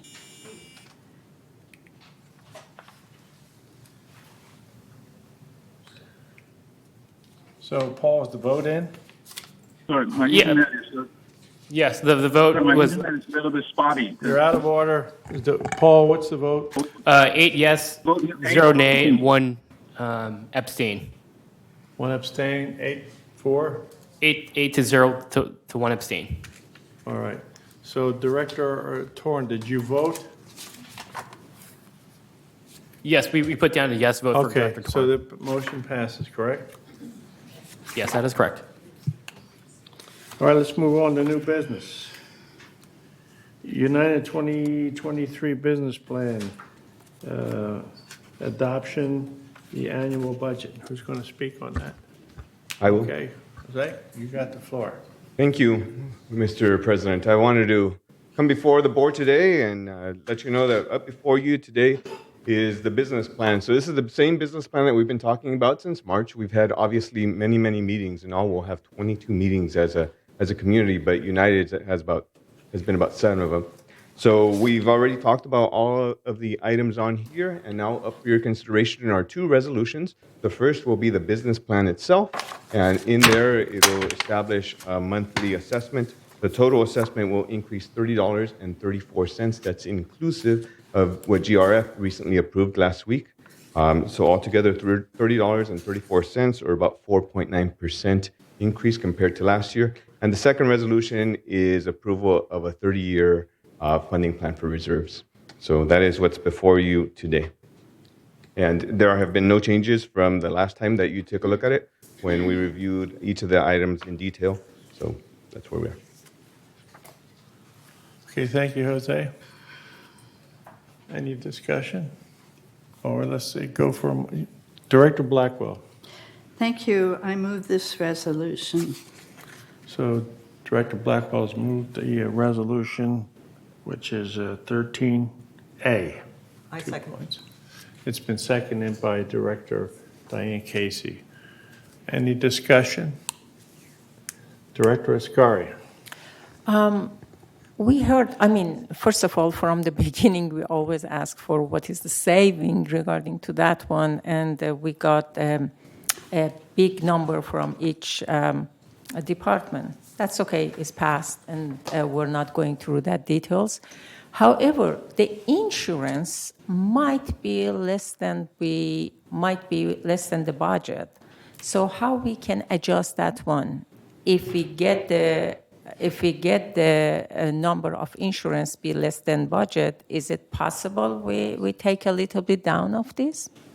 Once the budget is approved, we will be noticing everyone individually. And so that whole process needs to be done at between 30 and 60 days in anticipation of when your new assessment value goes into effect. So any changes would be very difficult to implement. It's something that we typically don't do. Yeah, am I understanding correct? If we pass today, it would be very difficult to change it, correct? Correct. So then my vote is no. Thank you. Anybody else? Paul. Yes? My hand is up. Paul? Yeah, I'll let Director Torn first. We actually have a member comment, but we'll stick with the director's comment first. Director Torn? Okay, I still have the same question. If you look at the total fund contribution under line 28, right, we have increased $15.21 for the 2023 plan year. Now, the question I have is, this is total fund contribution, is totally based on budget, has nothing to do with reality, how much money we have saved, how much money we have or deficit for the last year.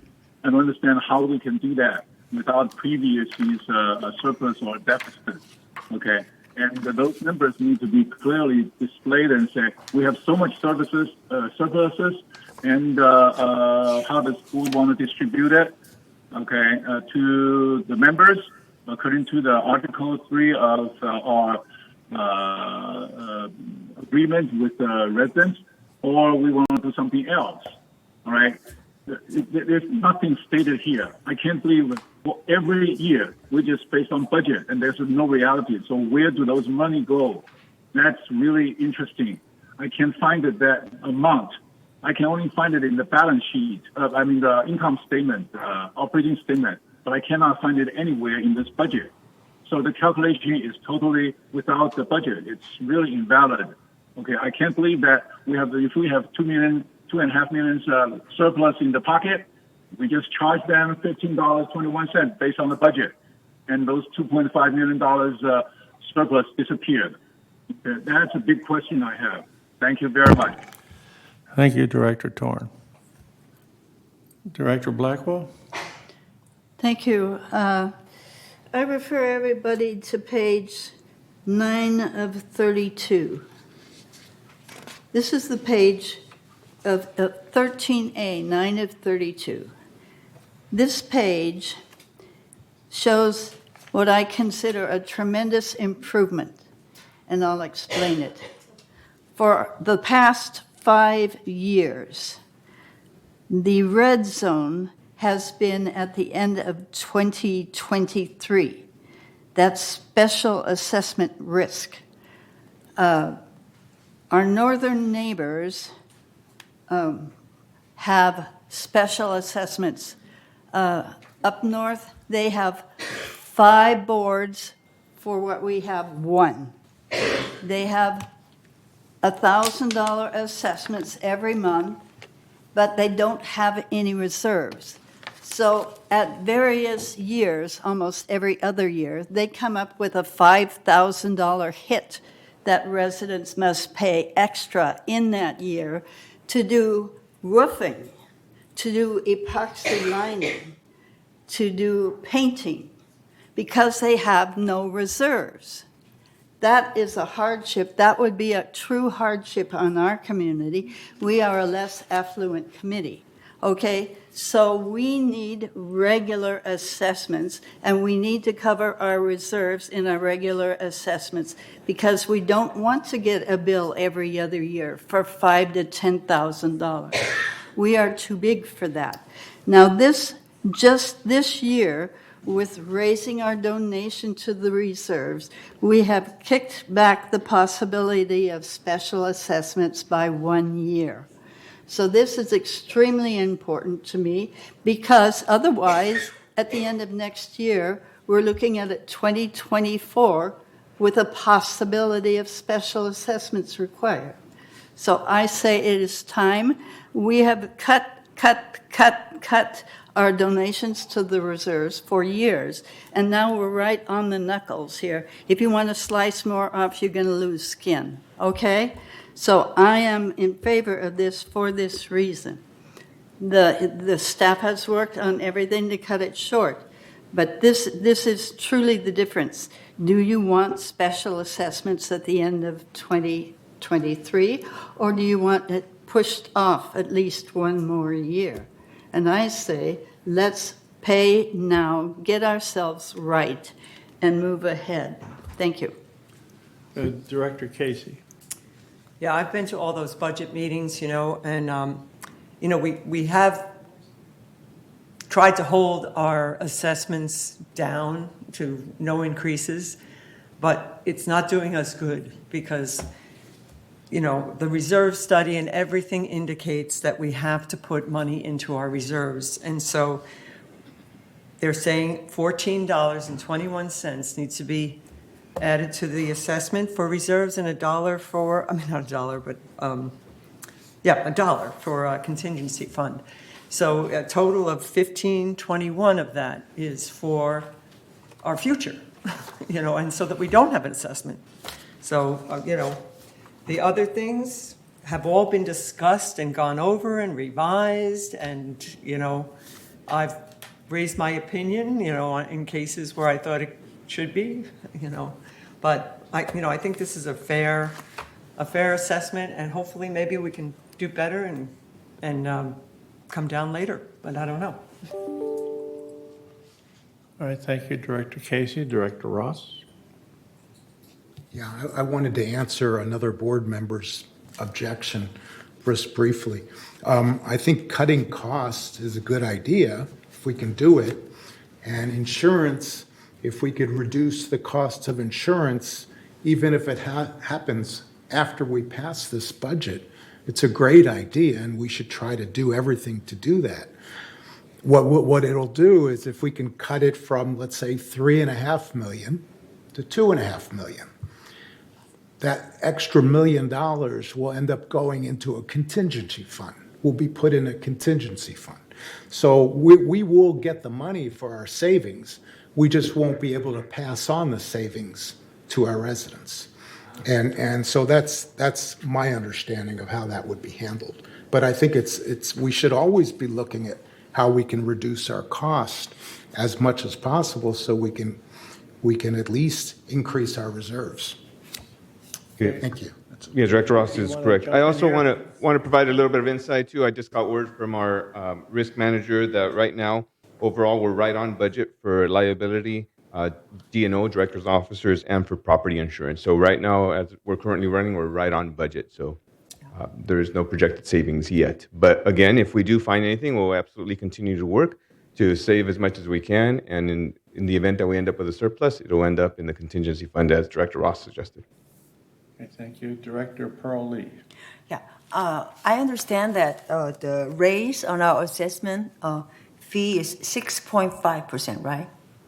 Altogether, it's 4.9% if you include GRF. Okay, if it's a 4.9% and our inflation is 8.5%, Correct. I feel that is very appropriate. Anybody else? Andre. Director Torn. This is his second time. I've heard some board directors talking about the shortage of these red zones in page 9 of 32. And I want to remind people that this is average, 30%. That will be sufficient. When average means half the time it will be below, half the time it will be above. That's what average means. It's not minimum. Minimum says 30%. If we say minimum 30%, we have to be above the 30%. If it's below that, we have to fill it up. Okay, I don't think that people understand that average means half below, half above. And then in this case, the below is about 18.9%. It's really not that much. And also, if the numbers, we have a special assessment, that means we miscalculated the reserve fund. We didn't know that that VMS didn't give us the complete information, and as a result, we totally screwed up this reserve fund. That is a separate issue that we need to talk about. And I don't know if any board directors, those board directors expecting minimum 30%, has any idea how to watch these numbers. Do they know that we are calculated right or calculated wrong? That's the question we need to ask. Okay. A second issue about this reserve fund shortage is that based on my understanding, all our reserve surpluses go to GRF. They disappeared from our reserve. There is nothing left for our reserve. That's why we are shortage. Every year we have the surplus on GRF, on the revenue surplus. They got put it to the GRF because they consider that administrative, and we don't do administrative. But somehow we have the surplus shown on our income statement, operating statement. So I don't know where those monies are. Okay, 2.5 million here, 4 million there. We should have a minimum of 24, and most of them will be above the 30% now. So my question is, I don't think we are following the correct accounting procedure to calculate the reserve fund. We have a lot of money missing in this calculation. Thank you. If I may address that, President. Go ahead. May I address that? I just want to make sure and clarify. First of all, no one is suggesting that we're going to have a special assessment. Obviously, we want to be responsible with our contributions to avoid that. But I just want to make sure that there's no misunderstanding. We are not suggesting, nor do we anticipate any special assessments. That's why we're putting forth before you a responsible way to continuously contribute to your assessments. And also, there was an assertion made that United monies are going to GRF as far as that remain unspent. And I want to unequivocally let you know that that is not true. Your United money stays here. It'll stay inside of your own United Reserve accounts. Thank you, Jose. Pat. Director English? Where do they show that? Director English? Yes. I would like to get a clarification on Director Lee's proposal. Well, Just clarification on how it would work. Lee? No, we have a motion on the floor. Out of order. And it's been What was the seconded. question, Mr. President? To clarify Lee, her proposal. She was just saying that she agreed with it because it was lower than inflation. Okay, all right, thank you. All right. That's all I needed to know. Also, are we ready for the vote? Yes. And Director Escar, I have to ask you to recuse May I- yourself on May this. I comment one? May I comment? Director Torn, how many times do you want to comment? You're holding this meeting up. All right, keep it quick. You got the floor. Okay. All right.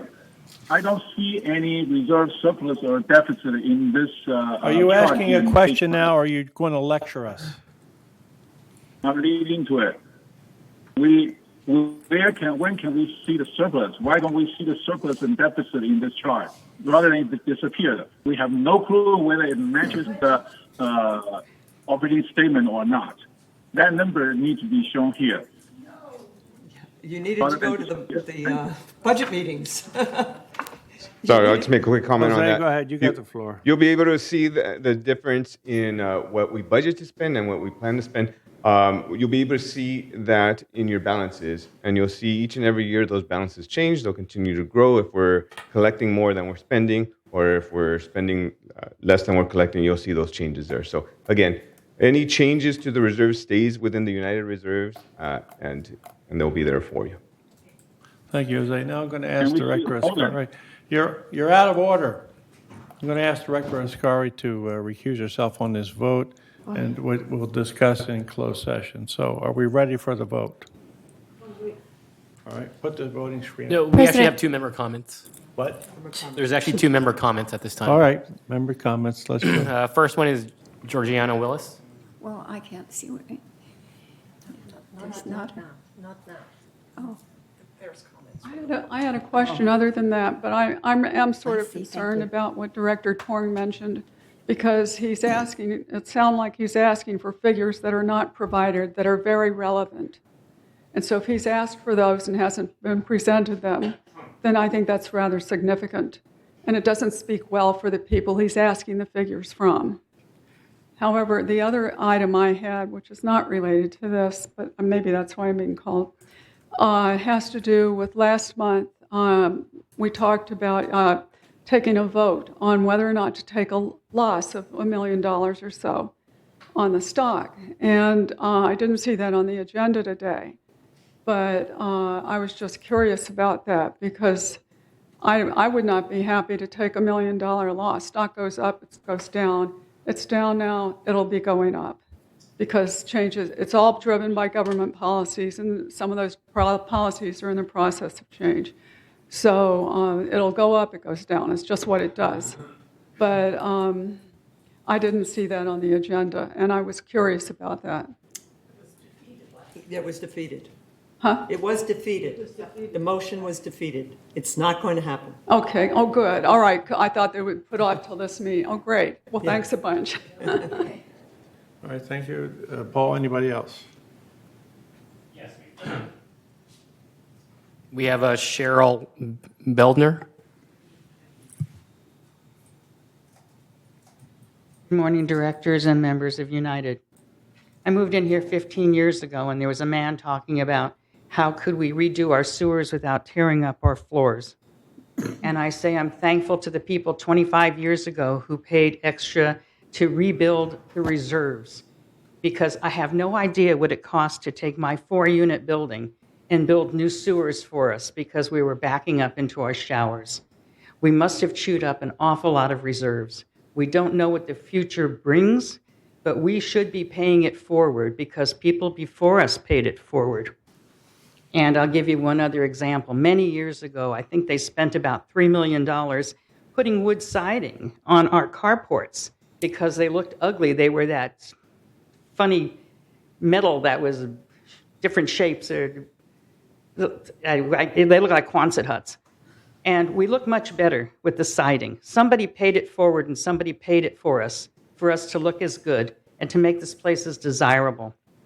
We must rebuild our reserves. We don't know what tomorrow brings.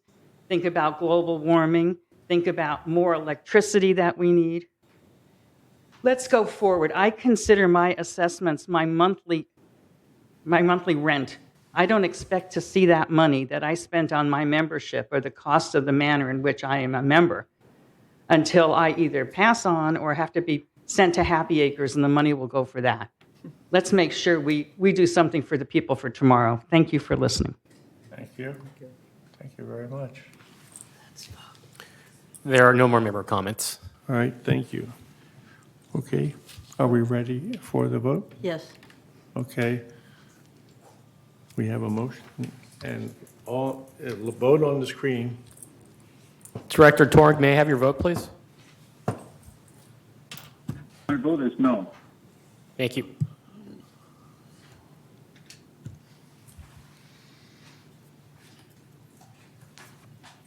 It's just not clear the budget is right. You're out of order.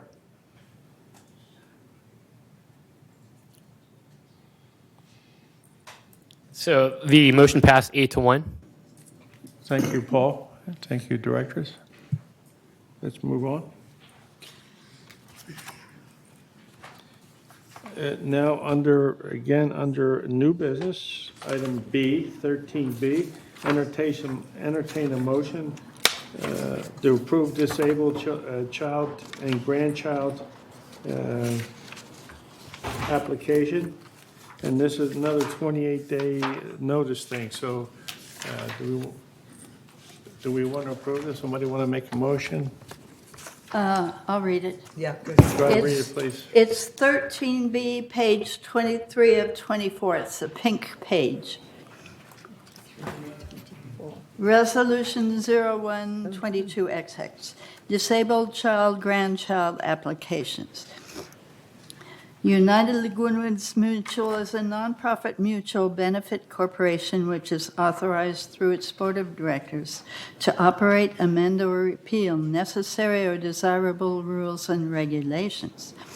Whereas a primary purpose of the common interest development is to promote the health, safety, and welfare of residents within the development, and whereas California Civil Code Section 51.3 establishes and preserves accessible housing for senior citizens and provides that a child or grandchild of a senior citizen may be considered a qualified permanent resident so long as they have a disabling illness or injury and needs to live with the senior citizen because of the disabling condition, illness, or injury. And whereas the mutual has found it necessary to amend the disabled grandchild health certificate application and integrate it with the co-occupancy permit application to ensure a more complete application process. And whereas for co-occupancy is effective only when approved in writing by the mutual and issued in writing by an authorized VMS staff member.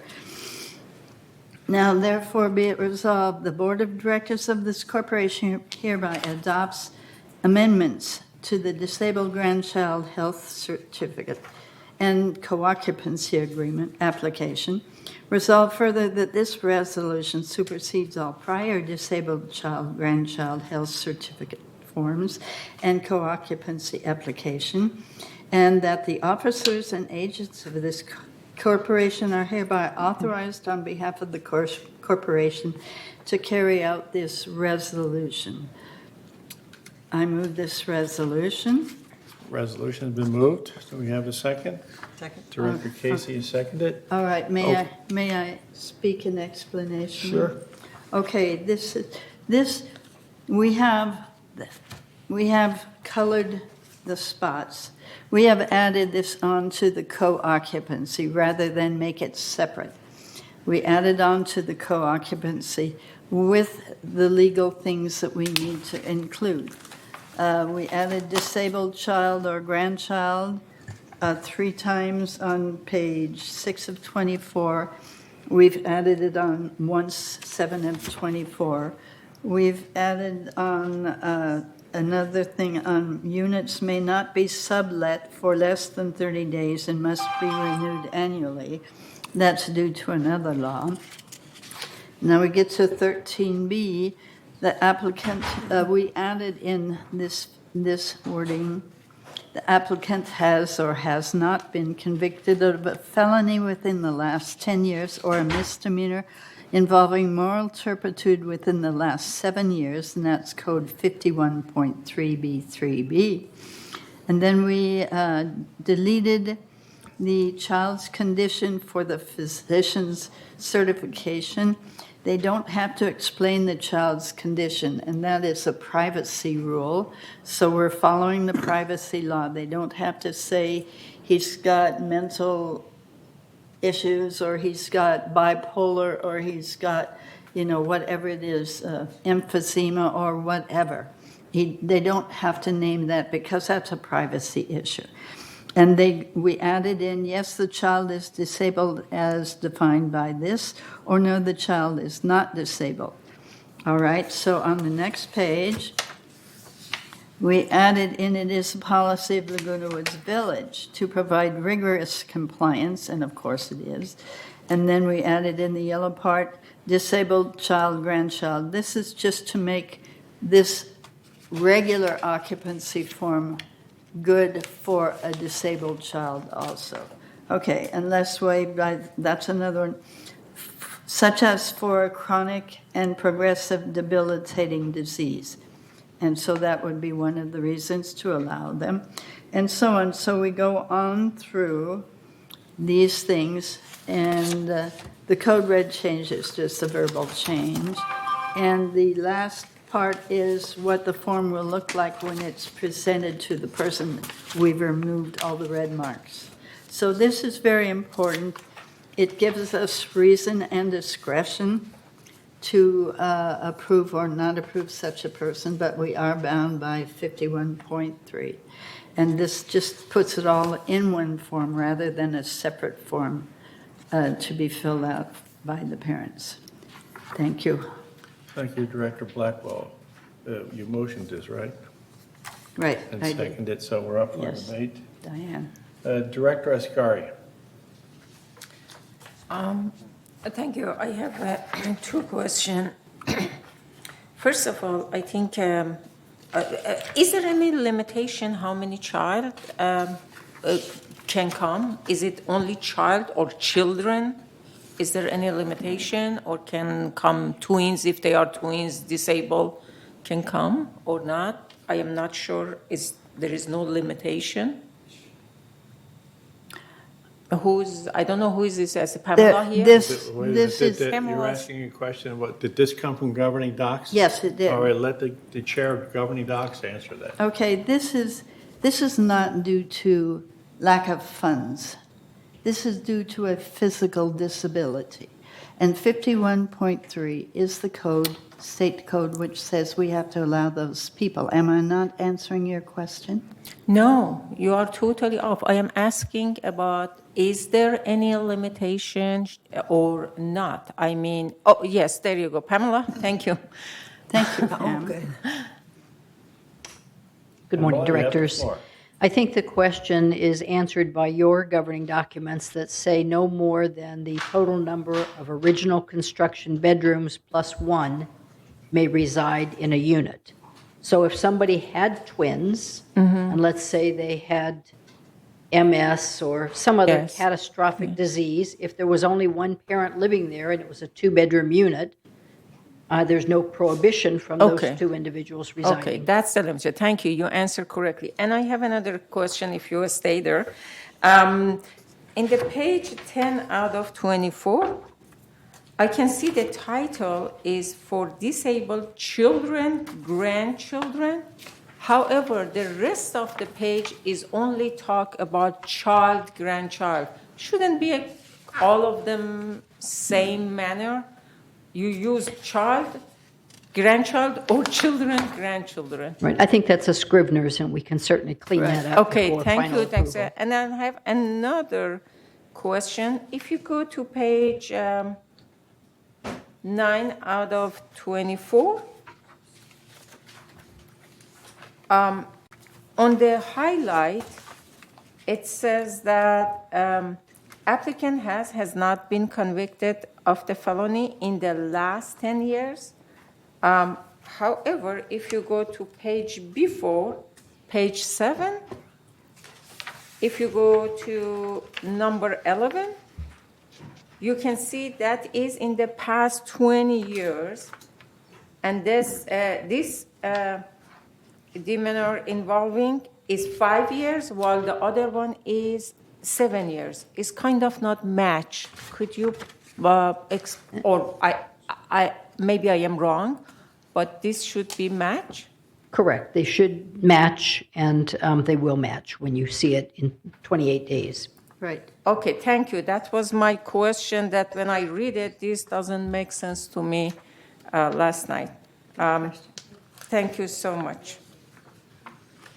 One more Director question. Ross. In page 10 out of 24, Director, are you page, done? no, You're out of page time. 10 out of 24, you just delete the line that they said they asked for nature of diagnosis. Is it because legally we cannot ask those questions? Is it correct? Correct. Am I correct? That's Okay. correct. Thank you. Thank you so much. Thank you, Director Ross, you have the floor. Yeah, just one quick question. Because there's going to be additional people staying in our manors, there's typically a co-occupancy charge for the additional members. In this case, they're disabled. Are they exempt from that co-occupancy charge, or would they be included in that co-occupancy charge? They would be included in the co-occupancy They would be. charge. There would Yes. still be a co-occupancy charge. Yes, any persons in excess of 2, because that's what your budget is predicated upon, have a co-occupancy third-party fee. Okay, thank you. That was it. Anybody else? Director Casey? Nope, no question. No. Pearl? No? All right, are we ready for the question? All right, so we all understand the question? I don't see Director Torn's hand up, so vote on the screen. Question. I'm sorry, but I lost the question. To vote on this item, the grandchild. Oh, the grandchild thing. It's the Oh, one that you're okay. just reading. Yeah. Director Torn, can I have your vote, please, sir? Yes. Thank you.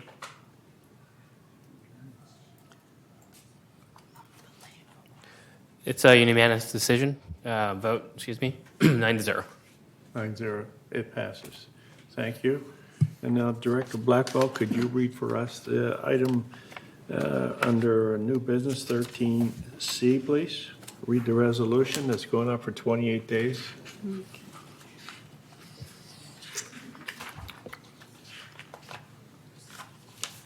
Oh, yes. Thank you. Personal items in common areas. This is not furniture. Okay, whereas all land outside the unit walls is considered common area, including the planting beds immediately adjacent to the units. The board of directors of this corporation is concerned about the placement of privately owned objects in the common areas, the possible safety hazards to persons, and maintenance problems caused by such placement. Whereas the placement of privately owned objects, including plants, potted plants, statuary, and solar lights has become prevalent and unrestrained, causing concerns about clutter, safety, and an obstruction to mutual maintenance activities. And whereas the Compliance Division and Landscape Committee received numerous concerns from residents regarding the proliferation of privately owned objects, now therefore be it resolved that placement of privately owned objects in the common areas, including planting beds, shall permit personal non-standard landscape within the following guidelines. Residents may not enlarge foundation planters.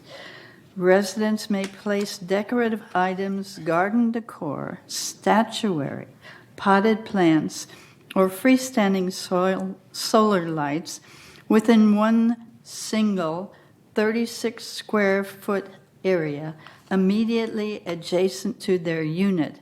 That would be like a 12 by 3 foot strip or a 4 by 8 foot area. Residents shall be responsible for the maintenance of this area, including weeding, pruning, and cleanup.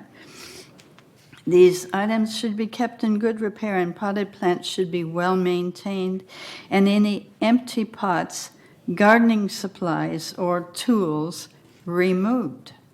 Items placed in this area shall not impede the regular maintenance of the landscape and building, nor shall they block or interfere with mutual irrigation systems.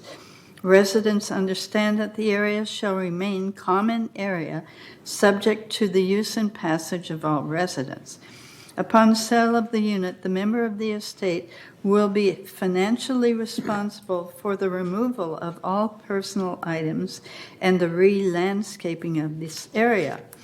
If the personal plantings and or decorative items in the common area directly adjacent to the manor are not maintained in a satisfactory manner, that may result in disciplinary action, including monetary penalties, suspension of member privileges, and or legal action. Members are responsible for ensuring that the rules, regulations, and policies are followed by anyone they allow into the community. Residents seeking a larger area or alteration of the mutual-owned landscape shall seek and obtain permission from the Board of Directors prior to any changes through the landscape request form process.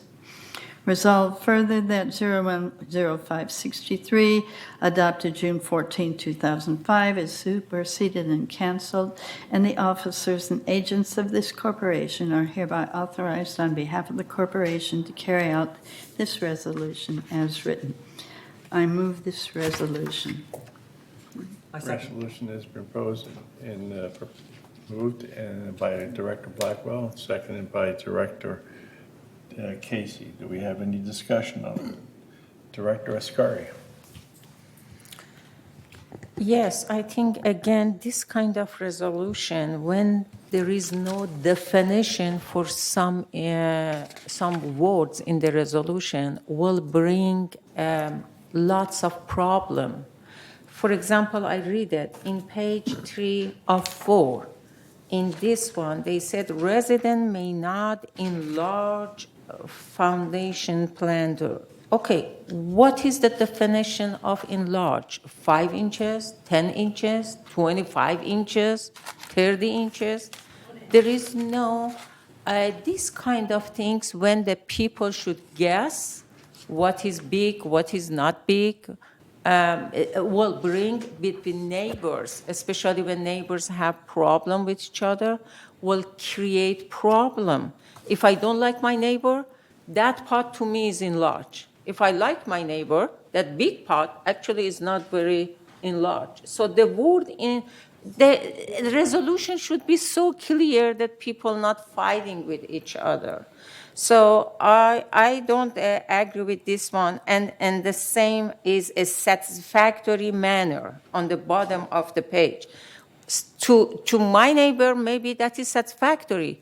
To some people that we saw actually picture of their garden, is totally burned out. There is nothing there, and some rat is there. To them is satisfactory.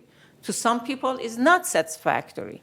So this kind of definition will bring lots of problem fighting with the neighbors and then goes to the compliance. So this must be a little bit clean up before we voted, or at least be something not create problem to cost money for us as people going for fight.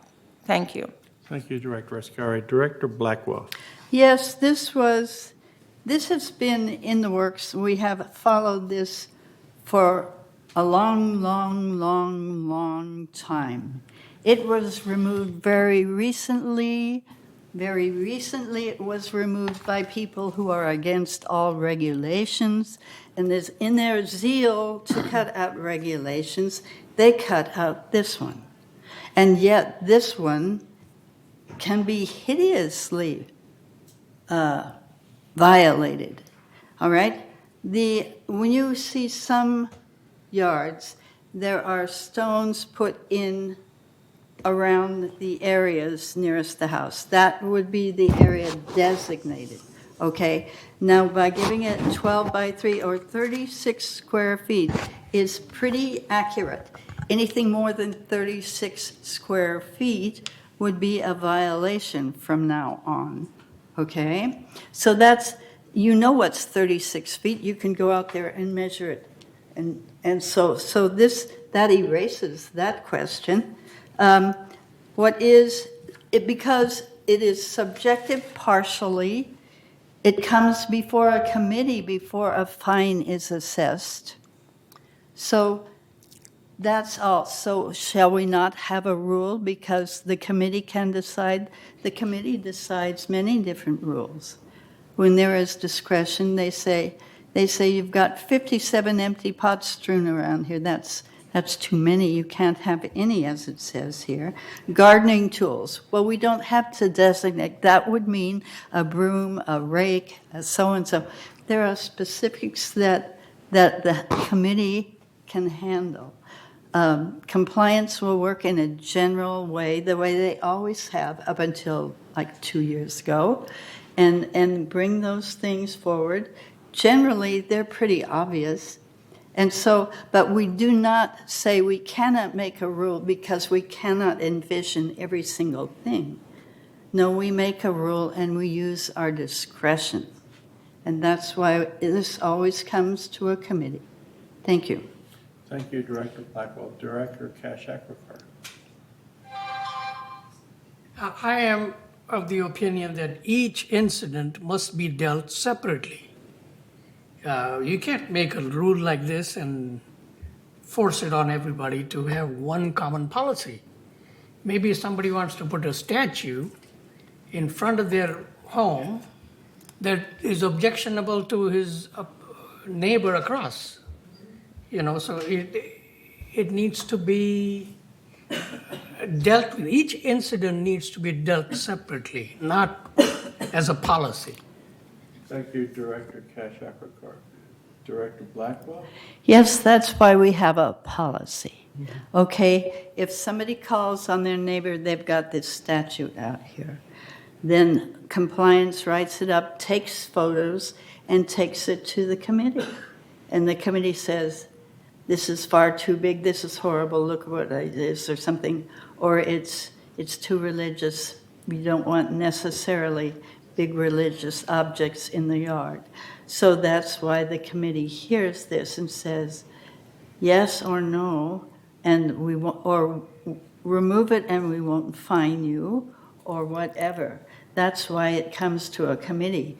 We have this as the basic rules. That means the person who sees that the person has got a broken barrel in their yard that looks very strange, they can call up compliance on it, and compliance will report on it and decide what it is, and then we discuss it at the committee. So it does come to the committee, but you need the basic rule first. Thank you. Thank you, Director Blackwell. Could I? Nobody else. Director Diane Casey.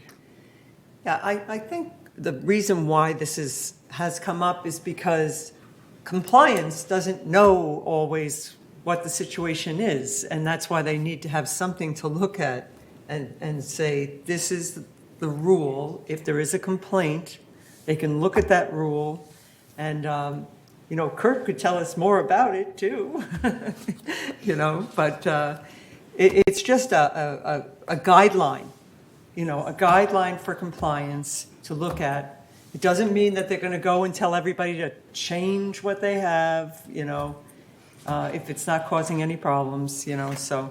Oh, there's. All right, Director. All right, Director. Kurt, you want to say anything? I'm sorry, I didn't see you there. Director Torn? Oh, I'm sorry. Kurt. Oh, go ahead. Yes. Okay, thank you very much for the opportunity. I think we are I don't know about some of the directors, but this is totally out of the, different from what's reality coming out there. If you just walk around a little bit in the neighborhood, you'll find a lot of lawn chairs there. People gathering outside there. So does that mean we cannot have lawn chairs? Does that mean we cannot have lawn chairs in there out for just 1 hour or 2 hours, just people gathering together? That's a little bit, that consideration must be in there somewhere. We cannot just say you don't have it, you're not allowed to have lawn chairs. I don't see lawn chairs anywhere. Or tablecloths to put in wines and cheese and snacks out there. This is a community, this is a neighborhood. We must allow them to do that. Okay? If we, based on this resolution, that's illegal. Okay, I don't think this will work. You will get a lot of output. You will hear a lot from residents. All right? Thank you very much. Thank you, Director Torn. by the way, Kurt, I apologize. You had the floor. I didn't see you. By the way, sorry. You're out of order. You just relinquished the floor. You're out of order. You relinquished the floor. Good morning. Good morning. To clarify, we, in the Landscape Committee, through compliance, we received numerous complaints about items in common area. This does not refer to temporary items such as lawn chairs. This is permanent installations. And as you walk around the community, you will see that there's been a proliferation of these objects, the spinning wheels, the lights, the bird baths, things like that. What this is there are no set fast rules about what you can put in the common area. There's some vague rules about being able to put things in common area, and then there's some rules about not putting things in common area.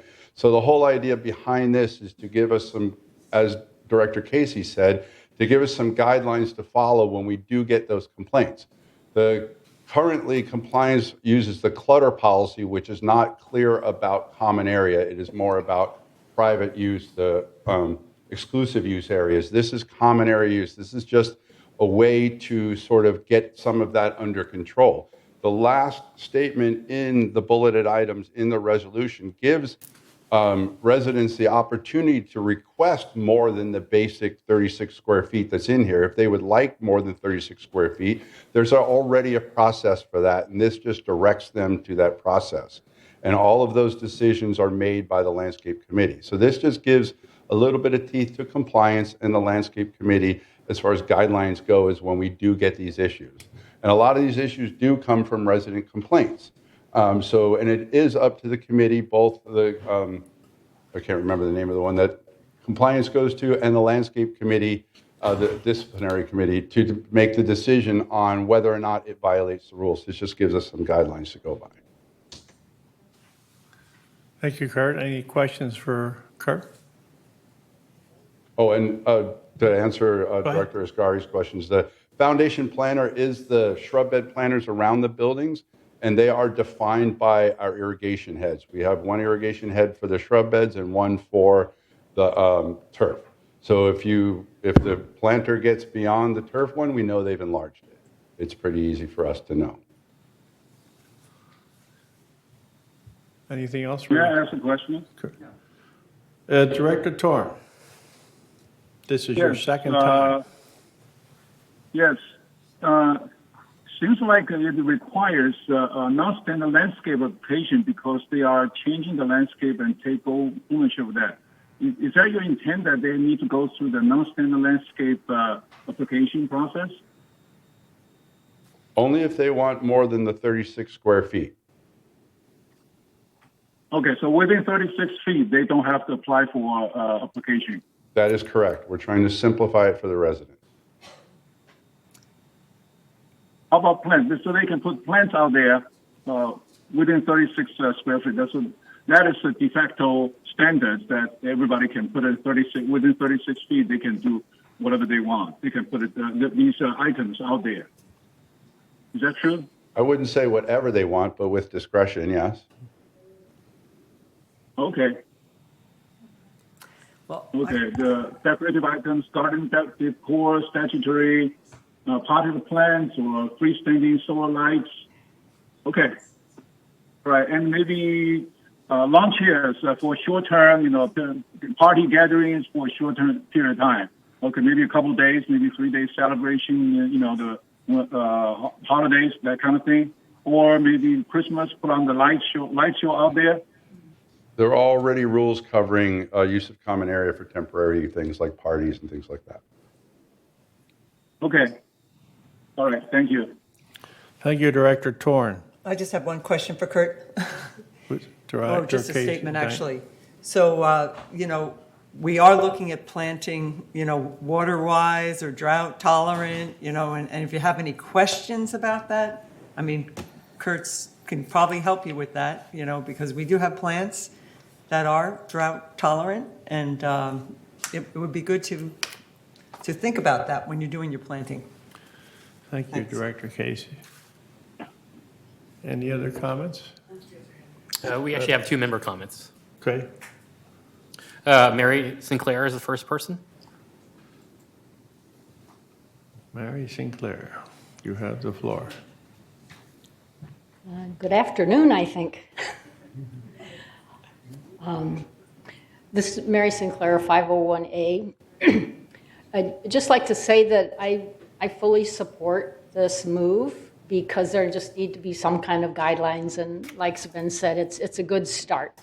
And I don't know that I've seen the board be unfair in not carefully considering, a request or a complaint. So I would trust in the discretion of compliance and landscaping and the committee to do a reasonable job being fair about that. It occurred to me, my thing is actually water conservation. Since about a year ago, I got the memo, and I've been more and more concerned and staying updated about that. So it occurred to me that nowhere in here is a really solid rationale for why this is a good strategy or why this is a good guideline, and that is the excessive use of privately planted plants. That's on the very next You're item. way out of order. Sorry, She has the floor. 13D. She has the floor. No, I'm if sorry for I interrupting, could Mary, you have it. just, it ties into this one. Just excessive privately planted plants and potters create a high risk of overwatering during this drought. And I say that because the village is moving toward drought-tolerant plants, but the residents are going to want to be keeping the plants they have, which are just plain going to need more water. So it might be a good idea to build into this some acknowledgement of the advantage of having a plan. Just as an example, it occurred to me, it could put in something like, whereas excessive personal planting and watering undermines water conservation efforts during a permanent drought. So that could be another rationale for this. And and this does pertain to the personal items because under the discussion, when it is described, just the comment that the committee receives numerous concerns from members regarding the proliferation of privately owned objects, including lights, materials, tools, potted plants, and plantings. So to me, that would justify a reason to strengthen this guideline. Thanks. Thank you, Mary. Paul? The next speaker is Dick Rader via Zoom. Mr. Rader, you have the floor. Thank you. Just a clarification. this resolution seems to emphasize potted plants. Within that 36 square foot area, what are the rules regarding if you want to plant something in the soil, flowers or drought tolerant plants?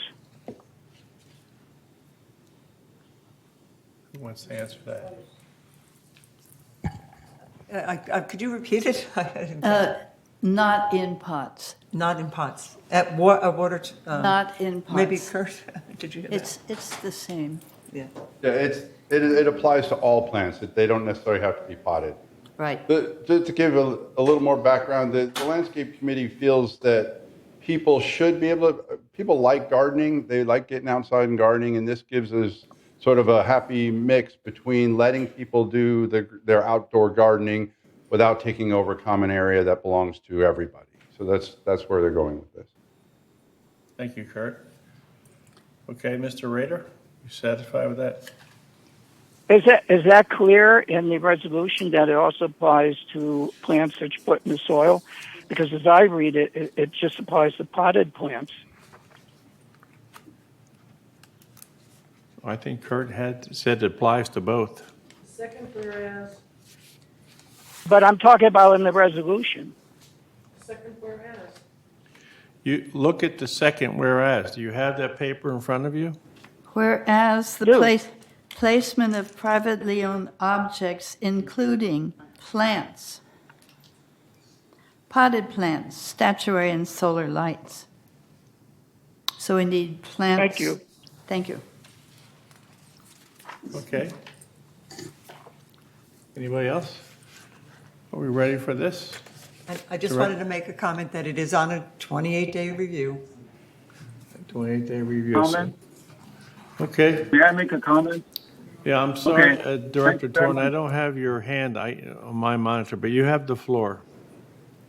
Okay. This 36 square feet is, some units have a larger size, some units have a smaller footprint. Can we make it a 3 feet beyond their footprint? That makes these things much easier for measure. Otherwise, everybody's measuring and using yardsticks. That's going to be difficult. I would suggest that you change that 36 square feet to 3 feet beyond your footprint. Thank you very much. Thank you, Director Torn. Okay, where are we on this? If necessary, I'll move that. If necessary, I will move that. Yeah, I don't think we're gonna Thank do you, that. Director Torn. You've given the floor back. You don't have the floor. All right, what do we do? We're on D now, right? No, Oh, we gotta have take to a vote vote. on this We have one. to take a vote. This is C? Yes. All right, we're ready for the vote. All right, put the voting screen up. If you're in favor of this, please vote on the screen, or if you're against it, vote on the screen, please. Director Torn, can I have your vote, please, sir?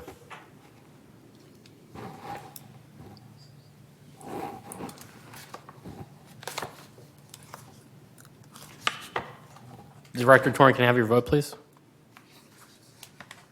I can't tell, I can't see. What'd you say, Paul? I need Director Torn's vote. Let's get into there you are. Okay, yes, you did now.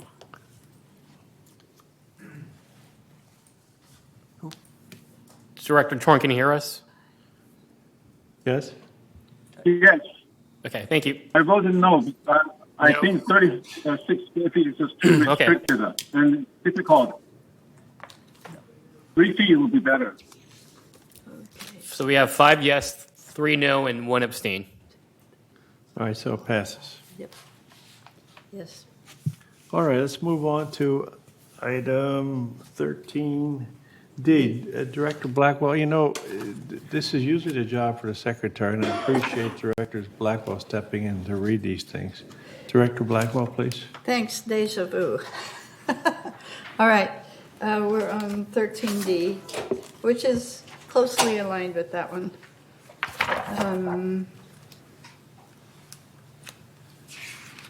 Here we go. Outside plant watering restrictions. On August 22 of 2022, the United Landscape Committee recognized that the state of California is experiencing record drought conditions, requiring parts of Southern California to reduce exterior irrigation water use. And whereas exterior water sources available to residents in United Mutual are potable water, accessed through hose bibs on the exterior of the units, and whereas the United Landscape Committee determined that members and residents in United Mutual must limit exterior watering of outside plants with potable water from exterior mounted hose bibs using a hose or other methods, now therefore be it resolved that members and residents within United Mutual must limit the exterior watering of outside personal plants using potable water from exterior mounted hose bibs using a hose or other methods to Wednesdays and Sundays only. And no watering of common area plant material is permitted at any time from exterior mounted hose bibs. And resolve further, this resolution shall become in full force and effect on next time if we voted, and resolve further that the officers and agents of this corporation are hereby authorized on behalf of the corporation to carry out this resolution as written. This will be a 28-day notice. I move this resolution. Okay, the resolution has been moved by Director Blackwell, and we have a second by Director Casey. And now we're open for discussion. Director Lee, we haven't heard from you all day. What do you think? Oh, I don't think she heard you. Director Lee, would you like to comment? No, so the watering is limited to Wednesday and Sundays, right? Right. Okay. Now, what happened when you find people that are watering other days other than Wednesday and Sunday? What kind of Compliance will deal with them, and they will come before a committee. Okay. Thank you. Director Cash, do you have anything? Okay, Director Blackwell? Oh, I'm sorry, Director Ascari. Yes, again, this is another of these. I don't know what is really United Board wants to do to make more problem for the compliance and more neighborhood going to the fight by this kind of specifically numbers that you are giving. This is not right. First of all, in this one page, on the top says Wednesday, Sunday, on the bottom says Tuesday, Saturday. That is wrong. So you cannot in one motion decide that this one and this one. Somebody that wrote this one messed up.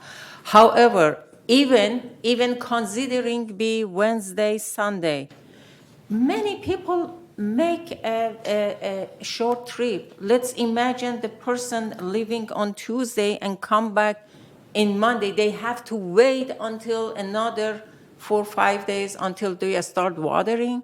You can say 2 days in a week, but not specifically Wednesday and specifically Sunday. That doesn't work. And you are making here like a military community that everything should be ordered to people, what they have to do, what they have to put for the garden, what they have to put as a statue, where to have. This is little by little is not really the enjoyable Laguna Woods Village if we are coming bunch of this restriction. I am not talking about myself, don't get wrong again, because I know some people, they put their fiduciary duty before personality attack. Actually, 2 years ago, I asked regulation to come, irrigation to shut down all of things, because I only like suckling, and suckling 1 day a week is enough for me, even is more than enough. So I am not talking about myself, but I am seeing amazing problem that by this kind of previous one and this one create for the neighborhood. Many neighbors, they don't like each other, and then rather than say, I don't like you, they complain about the plants and this stuff. this will create by saying Wednesday, Sunday only? Well, she's taking trip. Please take a proper action and then put a little bit more thinking. Send this back to the landscape, let them think about and come up with a new practical idea. That's all I am saying. Thank you. Director Ascari. Director Blackwell. Thank you. Third has already passed this for Wednesday and Sunday. The benefit of having it Wednesday and Sunday is that we know that the person is watering at the wrong time if it's a Friday or a Tuesday.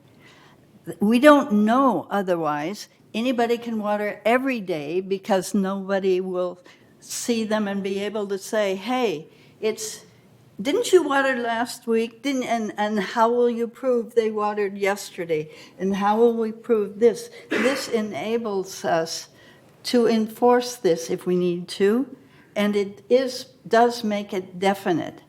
And this way, neighbors can call in, hey, Frank waters his thing all night long, and this is not a Tuesday or a Saturday or a Sunday, and so on. So if we make these days, then it is easier to enforce.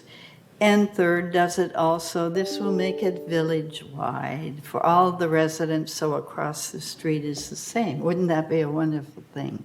Thank you. Thank you, Director Blackwell. Director Torn, you have the floor. I think I was next. Oh, I'm sorry, Pat. I didn't see you. You have the floor. Okay. For once in my life, I agree with Asagari here.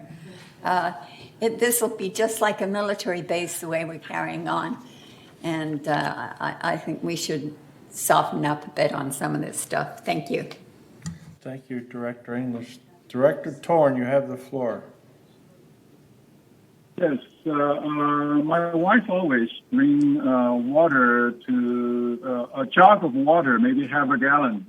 That's what she uses, bottle, to especially sometimes with recycled water from the kitchen. Okay, so does that mean it's okay? It's only with the potable water, so that is definitely, I would assume it's okay. But my question is, that exterior mount hose now therefore being resolved, and there is an exterior mounted hose bib using a hose or other method to Wednesday and Sunday only, Sundays only, okay? And no watering of common area plant is permitted at any time from exterior mounted hose bibs. Does that mean anything else is okay? It's just you only mentioned from exterior mounted hose. Does that mean people use other ways of watering is okay? Just want for clarification. Thank you. May I ask? Director Torn, are you done? Casey? Yes, I'm asking a question. Thank you, I need an answer. I'm waiting for an answer. Well, we're discussing the resolution here. It's been up by Director Blackwell, seconded by, so there's no. It does say from exterior mounted hose bibs. That's pretty specific. You can dump it Okay, into, so it's you can from- dump it into, it mentions hose, it mentions hose bibs, outside exterior mounted potable water from exterior mounted hose bibs using a hose or other methods. If you want to bring it outside from your kitchen sink, or if you want to save a bucket in your shower, that's great. Then you can use that. Don't take it from the hose bibs outside. This is pretty clear. Thank you. Diane? Thank you, Director Blackwell. Diane? Diane Casey, Director Casey. I mean, one of the reasons why this is coming up is because the El Toro Water District has said that it could come to where they have to monitor our usage, and they could fine us, and so we would have to have that kind of policy to fine people. So this is not just something we drummed up, we're trying to conserve water. because we're in a drought, and it is maybe not mandatory yet, but it's coming if we don't change, So we are doing better. We've reduced our watering for the lawns and things like that. So now it's just getting control of other excessive waterings, because you do hear people saying that there's people out there watering every day, for hours or whatever. That's it. Thank you, Director Casey. Director Pearl Lee. I can understand the both sides, because if we have Wednesday and Sunday for watering, it seems like we're putting too much restriction on the residents. But also, on the other hand, how many people always know whether it's Sunday or Monday or Tuesday or Wednesday? Including myself, I sometimes don't know.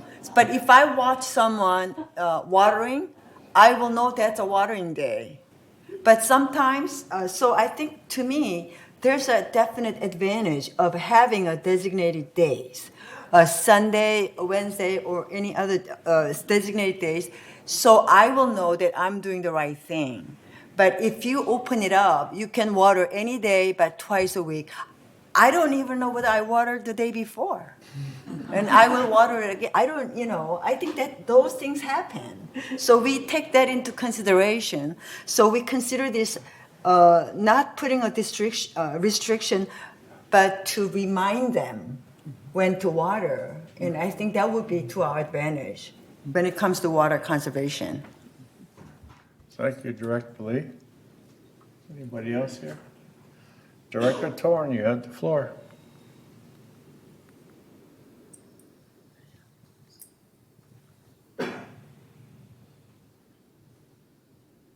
Okay, let's move on. He has his hand up. He's probably not there.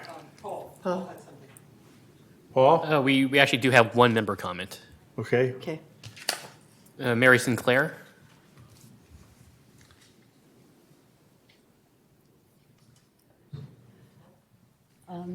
I could not support this more strongly. We're out of the realm of normal right now. All of California is in a severe drought. We're no exception. I went to the El Toro Water District has a civic group that meets, and I went a couple of weeks ago. And we have a great water district, and they're doing everything they can, but our water's going to dry up.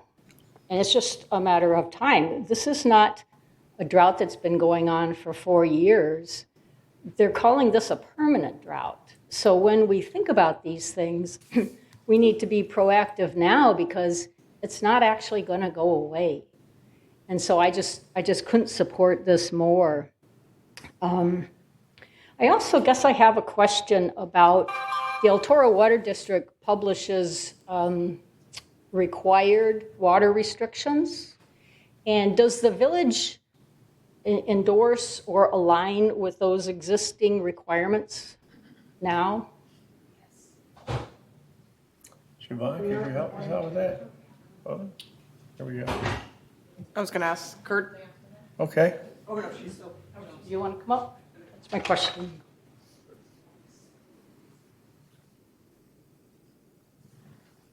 Good afternoon this time. To answer some of the questions or some of the nuances in this, security already gets numerous calls about neighbors overwatering. And as you can imagine, it's not a priority call for them. And by the time they arrive at the location, whatever was going on has ceased, and it's hard for them to enforce.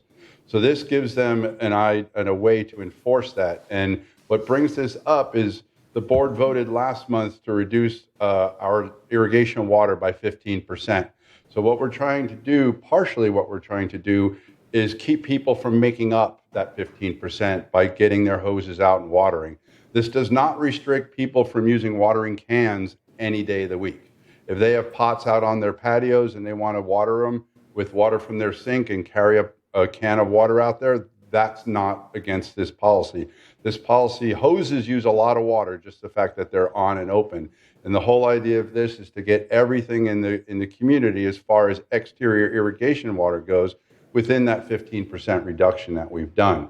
And we went with the 2-day plan because that's what is in the governor's executive order for exterior watering. El Toro Water District hasn't gone to that phase yet, but a lot of other Southern California water agencies have, where watering exterior is restricted to 2 days a week. And in conversations with El Toro Water District, when we go to the next phase, my staff will be required to only water exteriorly twice a week, and they're going to assign us 2 days a week. We will have the choice between Tuesday and Saturday or Wednesday and Sunday. Third already has this rule for Tuesdays and Saturdays, and Third and United, should you pass it, will be Wednesdays and Sundays. So that makes it easier for security to follow up on these calls because they know which mutual is on which days. It's just a way to sort of, as Director Lee said, to give people the idea that we're supposed to be, reducing our water use. Okay. We ready for this? Mm-hmm. We have a motion, a second. Please put up the voting screen, please.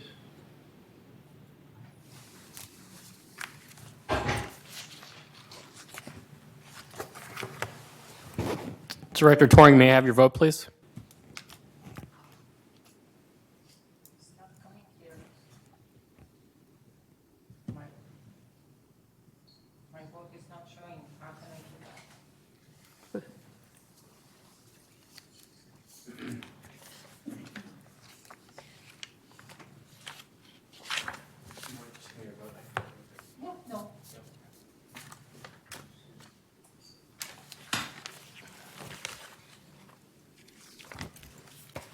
Director Toring, your vote, please.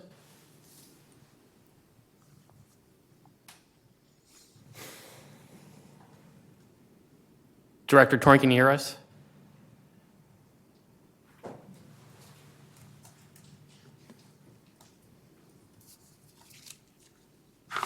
Absent. Director Toring? Yes, I vote for it. I'm sorry, what's your vote, sir? I vote for it. Thank So you. I have diarrhea. I'm just on back and forth. So we have 8 yes and 1 no. The motion passed. Thank you. Motion passed. Thank you. Let's move on. Here we go now with this number E, item E. Establish a motion to establish an investment ad hoc committee for the purpose of improving investment and revenue generation. Now, again, before we get into this, it says what the purpose of this committee will be. And when they've achieved that purpose, they cease to exist. Sometimes we abuse these ad hoc committee things. So we're on the floor. Can we read that, please? All right. Thank you, Director Blackwell. Investment Ad Hoc Committee Charter. Investment Ad Hoc Committee Charter. Whereas the United Finance Committee has expressed a desire to perform an in-depth review of United Laguna Woods Mutual investment portfolio. Now therefore be it resolved, September 13, 2022, the Board of Directors hereby forms an investment ad hoc committee and assigns the duties and responsibilities as follows. The purpose of the investment ad hoc committee is to conduct an in-depth analysis of investments of the United Laguna Woods Mutual to ensure exceptional service from a professional investment manager and to adhere to the investment policies in the order of 1, safety, 2, liquidity, and 3, yield. Membership. The investment ad hoc committee shall be comprised of 5 members, 1 officer from the board of directors, and 4 at-large members selected by the board of directors to represent the corporation based on their investment or financial expertise. The at-large members will be owners and may or may not currently serve as board members or committee advisors. Duties and responsibilities. The Investment Ad Hoc Committee will be chaired by the Treasurer of the Board and will meet as often as determined necessary to accomplish the objectives. The Investment Ad Hoc Committee will study the history of investment strategies used in the community, understand current investment policies, examine existing service agreements for professional investment services, review current investment portfolios, and evaluate yields. Number 3, the Investment Ad Hoc Committee will research and study ideas of revenue generation and will bring those ideas to the board. Thank you, Director Blackwell. Oh, I'm Did you sorry, move it? I'm sorry, I didn't read the rest. Resolve further that the Investment Ad Hoc Committee shall perform the other duties as may be assigned by the United Finance Committee during this assignment. The Investment Ad Hoc Committee will be automatically disbanded upon the conclusion of duties and responsibilities assigned herein or when directed by the board. Do we have a motion? I would like to table it.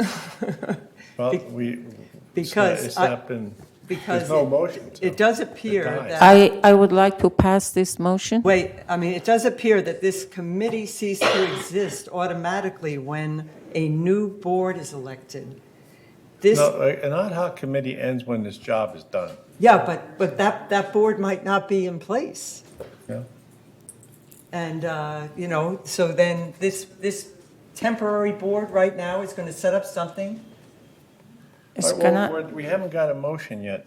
Yes, I'll move the motion.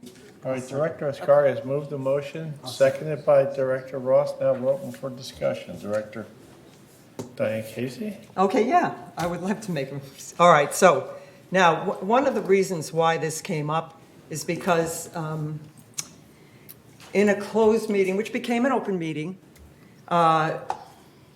there was a motion to have a financial advisor to look at the reserve funds and also Director Ascari's plan to make loans from the reserves. Out of order. Now, wait a Out of minute, order. Wait a minute. It's Out not of order. It's This not is out of in order. closed This is true. session. No, it was. I said, This is never an come open to the meeting? open session. floor. And You're No, I out said, of order. I She said, did is not this an say open meeting? closed And the meeting to attorney the said open yes. meeting.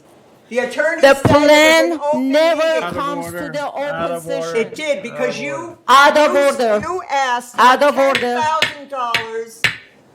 You asked to have $10,000. Out of order. In a Out of closed order. session, you asked to have We don't mention $10,000. other directors' names in the. Out of order. We're here. It's Okay, been moved I'm just by saying, Director Ascari. this- It's been seconded by Ross. Now we're in debate. And the debate is that this was changed from, something that happened in the Finance Committee meeting. Steve Horvath, went out and tried to get 3 financial advisors. And those financial advisors didn't want to work for the $10,000. They did split on their opinion of whether we should hold the investment or sell it. And then a professor that he interviewed said that we should hold. Now they've made this ad hoc setup to promote Director Azari's plan for loans, which Out of order. I heard yesterday. Out of order. Listen, I heard yesterday from Out of board order. member that he promotes this and Out of thinks order. that if we did do the loans, that we Out would of get order. a letter of credit. Now, a You'll letter have your of credit. chance, Director Ascari. You'd Now have you're to- out. He cannot talk about the plans that's closed in closed session. Not in Director, closed session. You're out of order. Finish So your. anyway, I think this whole thing is wrong. We have to wait till we have a new board, new officers, and new committees. And that's the way I look at it. okay. Thank Is it you. my turn? Director Ascari? Okay, thank you. First of all, thank you for listening, and I hope that some people at the home pay attention to these very important things. Our investment is going really, really south and down. And we brought a motion that we're turning from bonds to the T-bill. And as every corner, you don't need me or anybody, just go to any website that you know and please read what's happened to the future of the bonds right now. And that is going down. That's the complaint was, we hear you. We hear the people that comes to the finance committee. They said there is no ad hoc, and you decided and said, sure, we'll make it an ad hoc. We'll start to bring the idea. What some director cannot understand, that ad hoc cannot make decision. Ad hoc just gather information and bring toward the boards. Boards make decision. It doesn't matter what ad hoc says if the board decided not to do. So in that case, what we are doing right now, we are following the desire that 10 people came to the finance committee and asked to make ad hoc committee. And Steve said in the past that United had ad hoc before in 2018 to starting this one. So I went to his office and he brought the pattern and procedure and we decided to follow that procedure. And this is in front of you is the procedure that was in the past and we are just following. And again, one director amazingly, fearlessly, I don't know how get this power to accuse other people using very harsh tone and talk amazing comes to the finance meeting and call other people liar. Well, it's not fair and correct and professionally. We are adult here and we are talking, discussing, and you have a right to say yes, you have a right to say no. So that's all we needed. We don't need to scream. We don't need like this director screaming. We need just to discuss. If you have the power to prove, please discuss rather than scream. Ad hoc is necessary. Well, we did it. We did the same for the landscape. There was no screaming. The ad hoc comes, they goes together and decided which tree should go down, which tree not. So the ad hoc comes in front of the board. Please understand that one. And if you don't want it anyway, the whole board to me is a joke at this point. So you can do whatever you want. Thank you, Director Ascari. Blackwell. Director Blackwell. Thank you. Okay, look at the membership paragraph, the middle paragraph. Okay, let's see how this committee will be done. An investment ad hoc committee shall be comprised of 5 members. That's 5. 1 officer from the board of directors, and 4 at-large members selected by the board of directors to represent the corporation.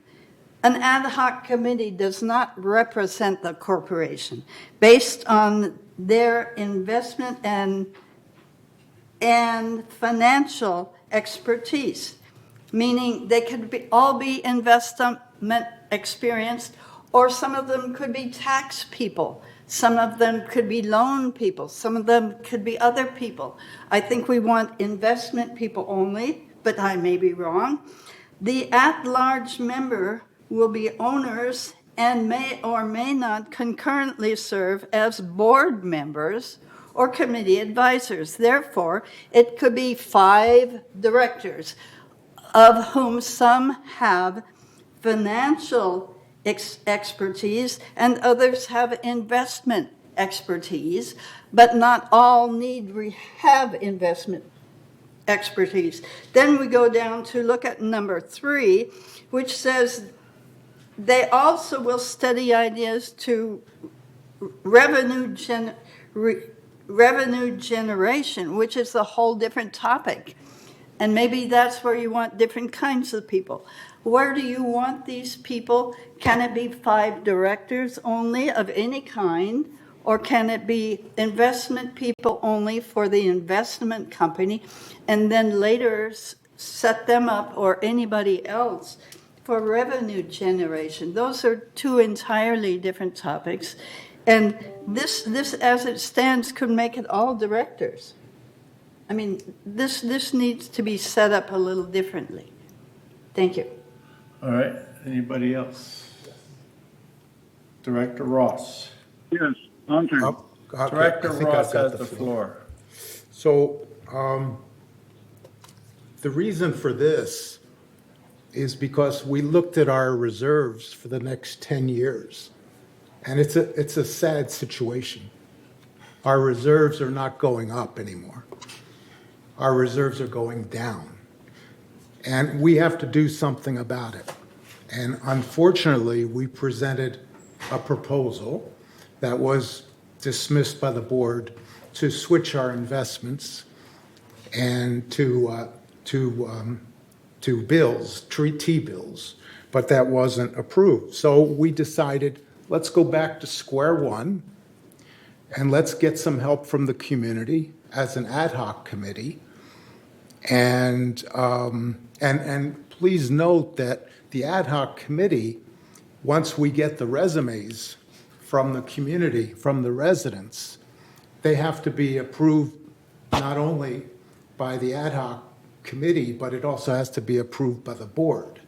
So we have to run those resumes by the board to make sure that they're in agreement with these particular residents being added to the ad hoc committee.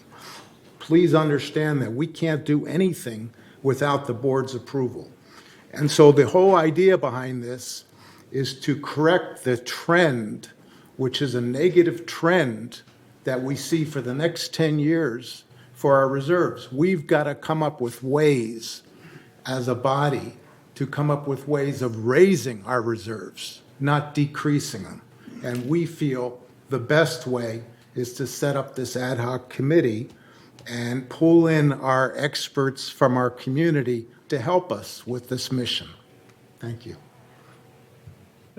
Thank you, Director Ross. I don't see any hands up. Oh, yes. Pearl. Oh, Pearl, go ahead, you have it. Yes. Yeah, hi. Pearl. I was watching the Finance Committee as well, and I have a problem forming an ad hoc committee for 2 purposes. Number 1, improving the investments. Number 2, revenue generation. To me, those are 2 very important different areas. And I don't feel that the one committee should handle both heavy-duty tasks. I would like to see ad hoc committee for improving investments at this time, because that's what we all seem to be very, very concerned, including myself, because we want to make sure that our reserve balance doesn't go any lower. So instead of having improving investments and revenue generation put together, I want to have one resolution for improving investments at this time. And I have no problem forming an ad hoc committee. I think it's a very good step for us to take. And also, I just wanted to make sure, just because I'm in favor of taking the funds out and do a T-bill, that's the area that I want to really emphasize. I'm sure that there are 10 people that were in favor of that, but there are also 10 other people that are not in favor of that directions. So we, as a board, we need to be very careful to be objective without our own personal bias, and really look for the ways of improving investments for our corporation that would benefit all of us. Okay, Director Cash-Akrakar. We, I believe, do not have the authority to invest in speculation. what this topic is going to, is going for speculation, not necessarily. Nobody in the committee can use everybody's funds in speculation. So I'm against doing this. Thank you, Director Cash Akwakar. Director Andre Torn. Yes, I think this investment ad hoc committee is just like the landscape tree committee. Okay, when you have a major issue, rather than just the committee make decision, they start opening it up to the residents and get more expert involved and more people involved to convince the residents that members that these are our members' suggestion recommendations, not just board recommendations. Okay, not just staff's recommendations. So I think ad hoc committee is adequate. You know, just like I said, it's just like a landscape ad hoc committee when you have problems cannot resolve. Okay. Second is we are getting into too much speculation at this point. The speculation of this is for what purpose, for some purpose, special purpose. This is not for the best benefit of the members. I don't see anything specific stated in there. Okay. What I'm looking for is recommend the investment policy, which is should be coincide with David's starting rule. Okay, it's just that simple. Make sure that everybody understands that we have something already established there. We just expand on that and further clarify that. So we need somebody to come up with the ad hoc committee to get everybody to understand where we come from. Okay, seems like we are all lost about David's rules at this point. So let's just let the ad hoc committee do the job, come up with a recommendation, and then let's criticize it. Please not let criticize it before they show anything. Okay, keep an open mind. That's what board members need to do, and we need to listen to them and hear what they do, and then we decide whether it's adequate or not. Thank you very much. Thank you, Director Torn. Director. Richard Rader. No, we'll go to board directors first. Director Blackwell. I move to amend this motion in the membership paragraph. The investment ad hoc committee shall be comprised of 5 members, 1 director, and 4 at-large members selected by the board of directors based on their investment expertise. Cross the whole last line off. The at-large members may or may not currently serve as board members. Well, that makes them all board members. How many board members do you want on this? Do you want representatives? Are any board members investment expertise? How long have you worked in investments? This is what we're looking for from the ad hoc committee. So that's what we should ask for, based on their investment, not their financial expertise. Financial expertise, Elsie could sit on that. She's great with finance, but she's a tax person. So you want a person with investment, not just general financial expertise.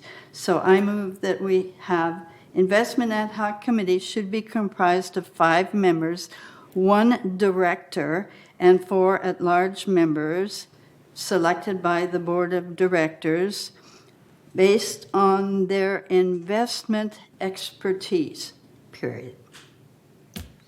All right, Director Blackwell has made a motion to amend. No, I know, she had one first. Oh. Pearl had an amendment. Pearl? Yeah.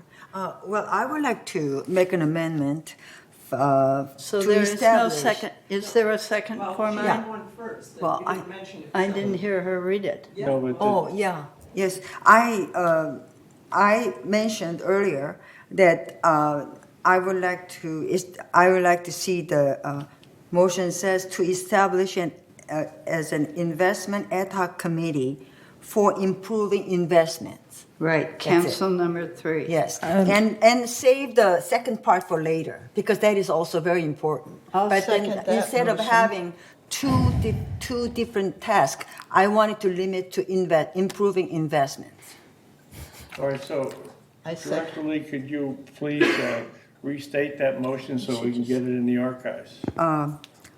My motion is to establish an investment ad hoc committee for improving investments. I second that. All right, it's been a motion by Director Pearl Lee. and a Okay, motion- now a second, can I say one sentence? Wait a minute, Director Lee has seconded. Now it's time Yeah, for seconded, debate. yes. Director Ascari. Are you saying, just for make sure that I understand, so we are improving our investment for not generating money? For me, those are two separate issues. Well, any investment, let me explain. When we are talking about, actually, this is in the belly of the other one. We want to improve investment for one purpose, to generate money. No, that's And not true. it's not true. So invest money for losing money. So you can write down on the top. Let's make ad hoc committee to improve investment to lose our money, which is what we are doing right now. Actually, what is we are doing. So Wait a in minute. that case, Let's not get out of generating money is what improving investment. I mean, improving investment is a big, large number. Could go to the T-bill, could go to T-bond, could go to anything that legally they let us to do, legally. So in that case, and all of those, beneath of all of those, we want to generate money. That's the whole purpose. I don't know how you can separate these two together from that. Have you ever, I am sure you have portfolio, do you go somewhere and said, make sure my investment doesn't generate money, but make investment for me? Are you saying that? I'm trying to understand what you're trying to do. Yeah, I know. Again, the problem that, as I said, and I'm saying loud, that this board is become a joke because they put a fiduciary duty before the attacking person that says something, before thinking and doing things. Any investment, the whole investment is generate money. That's why we are going for investment. And you are saying, no, I'm going to take the generate money out, and I want an investor to not to generate money. That doesn't make sense at all. That doesn't make sense. Well, isn't that? It is there. Okay. Okay, thank you. It is a joke. Director It is a Ascari. joke. Director Lee. Well, I like to clarify. I understand where you're coming from. But for me, revenue generation does not only include we generate revenue from the investment. There are other ways that we can generate income. So that's what I wanted to separate it from. We just wanted to concentrate on improving our investment for generating revenues. But there are other ways that we have discussed that we can generate income. So what I'm trying to say is if we get the investment experts, let them concentrate on investment. That's all I'm saying. It's not that I'm against, I'm not saying that let's generate money to lose.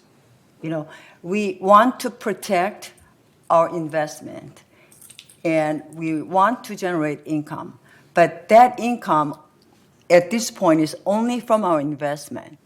But revenue generation can include a lot of different things. So I don't want to complicate this motion. I just wanted to have a clear motion to improve our investment and the revenue from the investment only. I don't want to open our doors by saying just merely generating revenue because as we have discussed, and you know what we're talking about, that there are other ways of generating income. And at this time, I want to exclude that. Those are Did I make myself clear? I second that motion. Okay. Well, we already seconded it. Motion was second, and we're in the debate process now. Let's hear from our Dick Rader. Mr. Rader, you have the floor. Thank you. I have no problem with setting up ad hoc committees, but I think that you need to look at the resolution that is before you, and nowhere in the resolution does it say anything about revenue generation. To clarify what Pearl was, I think, saying was the following. She has no problem with coming up, I don't think, with new ideas for revenue generation, but revenue could be selling raffle tickets. It could be selling T-shirts, and that's not an investment. And that's the point that I think needs to be clarified. So if you're going to include revenue generation, you have to rewrite this resolution because it's not in the resolution, one.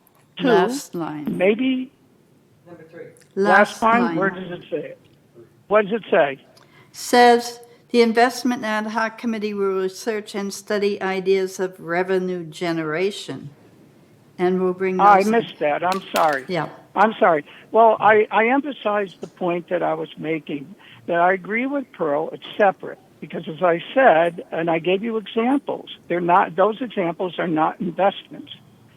So I would recommend what Pearl was, I think, saying, that there should be a separate resolution and maybe a separate committee. No problem. But one other point I would like to make. One thing that is apparent to me, and I make this to the persons that will be on that ad hoc committee. The VMS staff went out to financial advisors and sought their opinions. But from what I heard, many of them, if not all, I'm not sure, said they really would not take on and give us any advice because they wanted to take over our portfolios. They wanted to be our investment advisors. What that says to me is we didn't go, perhaps, to the right financial advisors. To me, the right financial advisors, there are advisors who will not take over your portfolio. They will, for a fee, review your investment strategy for a fee. But I would be very cautious about which financial advisor should you take this road, this tact, because what you want to find is those that will do it for a fee, but most importantly, have experience with investments that are for HOAs and for cities, because that's what you want. You don't want a financial advisor, even for a fee, whose primary task is to look at individual accounts. That's my statement. Thank you. Thank you, Mr. Rader. Director Ross. Thank you.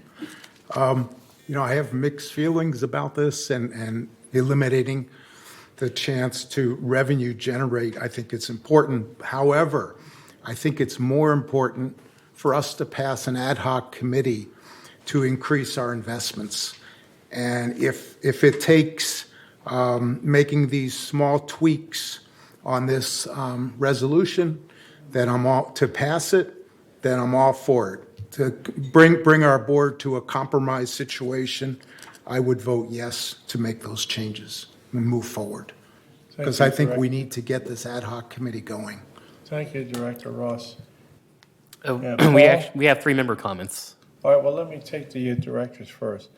So what we're doing, just to refresh the memory, we're working on an amendment proposed by Director Lay. Is that correct? Yes. Okay, Paul, who's next? First, we have Director Robledo. Yeah, I'm not speaking as a director. I'm speaking as a member. I'm at 280p. And actually, I'm heartened by the apparent give and take and compromise, and I support the idea. I support Director Ross, Director Kate. All of you are adding to it. I think it's going to be a good product. I'm hopeful. But I'd like to offer this. I guess I really support what the board did today, the business plan, the comments about reserves, about being prudent, and it looks like we've looked at cost cutting, and we've looked at we're increasing assessments, so the members are paying more. But now we have an opportunity with rising interest rates to get more money out of this $14 million. And I think some misstatements were made. I heard the word stocks. I don't believe our investment policy allows stocks, so that's not correct. Getting advice from the audience is in my opinion, isn't a good thing. I'm not an investment advisor, but it seems like within our community we do have them who could serve well on the committee and come up with some ideas. Some ideas may be that you take your lumps, so it's distasteful to take your lumps, but now you can invest, because as I understand it, the bonds are invested around 1%, which it probably was okay based on 10, 20 years of low interest rate, but now we're going to a high interest rate environment. You have some opportunities to do the T-bills. I know agencies, like you can invest in Fannie Mae, Freddie Mac. I'm not an advisor, but there are other things you can do aside from just hunker down and take your lumps, because as Director Ross pointed out, it's going from 14 million down to 9.5 million within 10 years. And you can make that up with interest rate, because it seems like that's today, it sounds like it's going up a point, and the only way to curb the inflation is you get the interest rates above the inflation rate, and that's how you stop inflation, and that's what happened under Carter, Reagan. They kind of turned it around. So it seems like a good bet that interest rates are going up, and you take advantage of it. Anyway, those are my comments. Oh, it's like a bathtub, too. A bathtub or swimming pool analogy. So we kind of addressed the drain, the money going out. Now we need more money going in. Thank you. Thank you. Are we ready for Paul? Next speaker is Kathy Schill. All right, well, I'll try to keep it brief. I know it's getting to be a long meeting. This particular item really flagged my interest, especially in relationship to the revenue generating portion. I have no objection to an ad hoc committee to improve investments, to always, be on top of what we're doing with our money. But when I heard about the idea of taking money out of our reserves, lending them to future buyers, I am totally against that. But more to the point, I think you're going to have to be very careful with some of these ideas that come forward. On this board alone, we have 2 real estate agents who would benefit from that. We have people who own multiple units, including a couple that own 2 co-ops who legally or illegal have found a way around that. Conflict of interest will be a very big issue here. And I'm for thinking outside the box. I'm for staying on top of what's happening in the marketplace. That is your job. I'm also, as everyone else, no one wants to pay more fees. But the reality is we are going to pay more fees. So for the individuals that are going on Nextdoor and other places and stirring up saying, I've got the answer, I'll keep your fees down, vote for me, and some of the other slimy campaign approaches we're seeing, I object to that a lot. But anyway, the membership is going to demand full disclosure about who is on this revenue generating committee, how will they benefit. That's got to be transparent for all of us. Thank you. Thank you very much. Shall we vote on it, Anthony? Next speaker is Juanita Skillman. Oh. Juanita, you have the floor. Thank you. 2154N. I agree with both of the amendments. I think they both cover about the same thing. First of all, if you look back and read the staff report, you'll see that the last ad hoc committee in 2018 was a joint committee. It was not a united committee. It was a joint committee of United, Third, and GRF. And I think it's very important we remember the investment principles they laid out in both the staff report and the resolution are number 1, safety, number 2, liquidity, and yield is number 3. A lot of what's been going on here, they're talking about in yield, what can we get back, what can we make as being the primary objective of our investments. And that's, I don't think, any way this community has ever looked at it. The safety of the committee of the investments is very important. I agree that number 3, an investment, and it's titled Investment Ad Hoc Committee, should not study ideas of revenue generation. That is not investment. And I also disagree with the first resolved further on the second page that that other duties assigned by the United Finance Committee, that takes it away from an ad hoc committee. An ad hoc committee has one duty, one responsibility. And if it can be changed by the Finance Committee at any time, it can go on and on and on about many different things. So if we're going to have an ad hoc investment committee, that's what it should be kept to. We need to have just one responsibility. I'm not sure that I agree at all with the makeup of the membership. I agree that it should be one director, not one officer of the board. And the 4 at-large members should be owners and not other directors. Thank you. Thank you. Paul? No further member comments. Oh, Diane? Diane? Diane? Yeah, I do like the part in there that the at-large members will be selected by the board of directors. Director Yes. Casey, can you turn on your microphone? Thank you.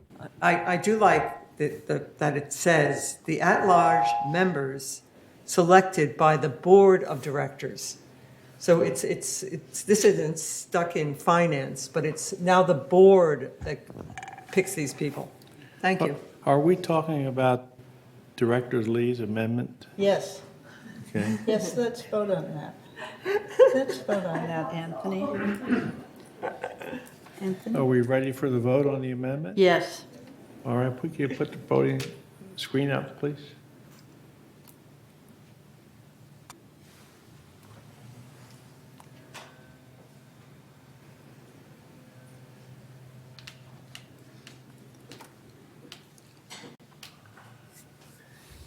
Director Torn, can I have your vote, please, sir? You're asking me? Sorry, I didn't hear clearly. Yes. Oh, okay. I vote yes. Thank you. Thank you.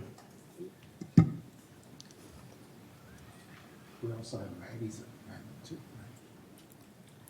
Now my Oh, yeah. amendment, when we count. So the motion passed for the amended, I'm sorry, amended motion was 8 yes, What was the vote, please? 8 yes, and 0 no, and 1 abstain. Okay, so that's the vote. So that's the amendment to the original resolution, am I correct? Right? But Maggie So has a second can we amendment. read the resolution as amended? Well, I had another amendment before that. Do you remember? Yeah, Okay. you can actually only amend it once. Okay, well, I amended it, and then she spoke louder, and everybody discussed that, so now I'm raising mine again. The Investment Ad Hoc Committee shall be comprised of 5 members, a director, and the 4 at large. I agree with that. We must strike the next one, may or may not currently serve as board members or committee advisors was my idea, so that we don't have 4 or 5 directors on there. We want the expertise of financial expertise of of our members. And also that we strike number 3 under duties of responsibilities to be sure that this is a specifically ordered ad hoc. A second? I second. All right, amendment proposed. by Director Black, seconded So by Director Casey. what is that? You wanted one Goes and that four now, member? We're going to go for debate now. We want to debate that. Who wants the floor? So, Mr. President, can you just, if one of the staff read the motion, what is that? You want to hear it again? No, not from you, because you are talking so confusing. You can read it, please. I have a committee for the purpose No. of, yeah, that was this, but you change it. I did, that is my So motion. I on the minutes, I labeled that you made an amendment, and I unfortunately was not able to catch the Oh, okay, full I'll read it amendment. again then. Thank you. The Investment Ad Hoc Committee shall be comprised of 5 members, 1 director, and 4 at-large members selected by the Board of Directors with investment expertise. And strike the last sentence, and strike number 3. And that's been seconded. All right, any debate on this? So you mean if it's right, you said will be owners, so they cannot be owner? No, they I mean- can't be board members. We can't fill it up with board members. So you want ad hoc committee be for one members? 1 director and 4 members. Members. With investment expertise. Yes. And is exactly what it is. What did you change? No. And chosen by the Board of Directors. Yes. Yeah, right, It is, right. It is said. All of this is said. It is not amended. No, it's officer, and it's not an officer. It doesn't have to be an officer. Right. And they do not represent the corporation either. This is mimicking what we had it in the past, and Steve made this one. I didn't make it. Just clear that some people that put again fiduciary duty before the person. Steve Holmes made this one Well, could be changed. in following with the previous that they have it. This board is a joke, residents. Thank you, Director Ascari. Do you have any further debate or discussion on this? All right, can we have the voting screen, please? May I speak? Director Torn, I didn't see your hand. Yeah. Yeah, that's why I remind you. That's okay. Yeah. All right. We have this another resolution that people say just approve it and make final decision after 28 days. Yeah. Okay. Well, why don't we do that? Just approve it and let's No, make a decision after we heard from the ad hoc committee. Why are we so tough on this committee? Okay. And as far as they have to have investment experience, I like it, but sometimes we just can't get enough people to volunteer. It's just like we don't have any qualification for the board members. That's why a lot of board members on the board, they really don't know how to make decisions. So we have to just let them come in. Otherwise, we don't know how to do it. Okay. It's just the way this organization runs, whether they have experience or not. Okay, so my interaction is unstable. Whether they have experience or not, we don't want to set a limitation on that and end up we have less people. What we also want to do is, please, sometimes we have to listen to people outside the investment group. Okay, investment group, they have a special talent. I take it you're finished, is that correct? Listen, That's all right? Thank you very much. All right, thank you, Director Torn. Are we ready for the vote on this? Yes. Director Ross? No. After we, just procedurally, after we vote on this amendment, then we'll vote on the original amendment as amended? Yes. Okay, I understand. And is this take 28 days as well? Okay. Is this takes, because it didn't write on 28 days. President Liberatore, if I may. Where is the 28 days here? So my understanding is this will not go on 28 days. So if this is approved, so procedurally, my understanding, or at least my intent, based upon previous ad hoc committees, is that we would go ahead, we being staff, would send out a communication to the community recruiting for this, to fill this position. So, and again, based upon previous ad hoc committees, we would get the resumes. They'd be brought to the finance committee, and the finance committee would make selections from those resumes, bring it to the board as a recommendation. The recommendation would be approved or declined by the board. Is that the direction that we're looking for? Well, you don't have the floor. Wait. Steve, are you done? Thank you. Yes. Director Casey? Say, according to the motion, that they select not the finance committee. So do we need to reread the motion? So we know what we're doing? It says. Well, is it selected in by the, board. Steve, I have a question because you know it. Could you please explain what's happened in the landscape? Who pick up those people in the landscape ad hoc? Sure. I didn't participate in that meeting. However, my understanding is the committee was the ones who identified the individuals based upon the applicants, and then once again, they brought forward the recommendation to the board. And at the end of the day, the board is selecting it based upon with their board not. approval. Well, forgive me. Via the committee is bringing the recommendation. Committee and then the introduced board is after approving. election. Correct. We did Can you it. finish, please? Stop interrupting. Go ahead, Steve. So, but correct. The committee will bring forth a recommendation, and the board would approve that recommendation or Yes. choose others. Yes. And from what I remember, that Catherine got all the applications, the resumes, did all the work, and then just presented the people that were going to be on it. And so we could look at that and just say, we accepted it. We accepted those people Yeah. At the committee level or at the board level? at the committee level and the board level. And But We it that's- wasn't accepted really those. us. A committee can establish a subcommittee, like an ad hoc committee, and then they can do it. The committee can do it. So that's we are following exactly the same rule. the It committee. comes to the finance committee and then present to the board. No, it's the So committee. it's not going to be vice versa. It's going to go to the finance committee. It's following exactly, and then we bring it to the board.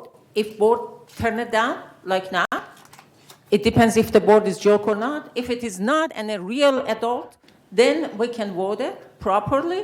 So in that case, they can take it down or not. It's the same procedure. Siobhan?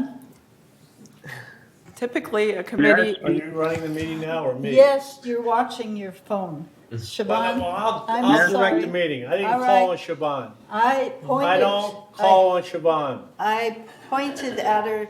You are not able to see, Anthony. I'm That's still Siobhan. controlling the meeting. All right, So be control- quiet. control the You're out of meeting. order. Thank you. All right, here we go. We got this motion on the floor now. We still want to debate this or what? Shiban wants to talk. Siobhan? May I have a comment? I was simply going to say, typically, a committee makes an advisory recommendation to the board. The board has the authorization to approve or not to approve. Yes. Okay, Director Torn? that's good. Yes, I could be wrong, but if I hear correctly, the landscape committee is recommended by VMS. It didn't go through the committee. Landscape committee, the ad hoc committee didn't go through the committee for approval, then to the board. I think it is kind of irresponsible that landscape committee said, you just make it, we don't want to see it, and bring it to the board. It is landscape committee's responsibility to make recommendation, not VMS responsibility. So I'm expecting the same thing happening to the finance committee, that VMS will collect it and make recommendations for the finance investment ad hoc committee to review, and then they make the final decision, not VMS make the final recommendation. Okay, it's the finance committee that makes the recommendation to the board.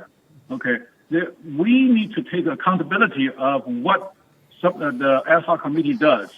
We don't just say, VMS, you take responsibility of ad hoc committee. Okay, I'm totally confused on that. Maybe I'm wrong. Okay, somebody please explain to me who made the recommendation to the board. Thank you very much. Thank you, Director Torn. Are we ready for the vote? Yes. We had the voting screen, please. For the amendment? Can For they the- read for the the vote, amendment- please? For Because the amendment This is the first. amendment. All right, yeah, the amendment. Okay. That's the next up. Mr. President, because it's so long we talk, can you read the motion again so we And we know have the you are motion wording? reread. Can Director Blackwell please reread it? Certainly. Thank you. The Investment Ad Hoc Committee shall be comprised of 5 members, 1 director, and 4 at-large members selected by the Board of Directors based on their investment expertise. Okay, that's back again, selected by the board. This is not That's- what that's- Shivan said. Do you understand it? She just read it. You understand it? Yeah, Okay. But- Voting screen's up. but it's not what Shivan said. I'm sorry. I'm sorry, Mr. President, but it is not what Shivan said. I gave a typical example. I did not create the motion. The motion is on the floor. Right. Vote, please. Director Torn, can I have your vote, please, sir? I voted no. Thank you.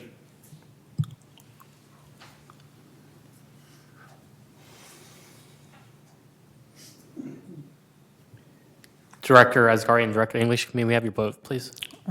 This is not something that. I did vote already, but this is the wrong screen.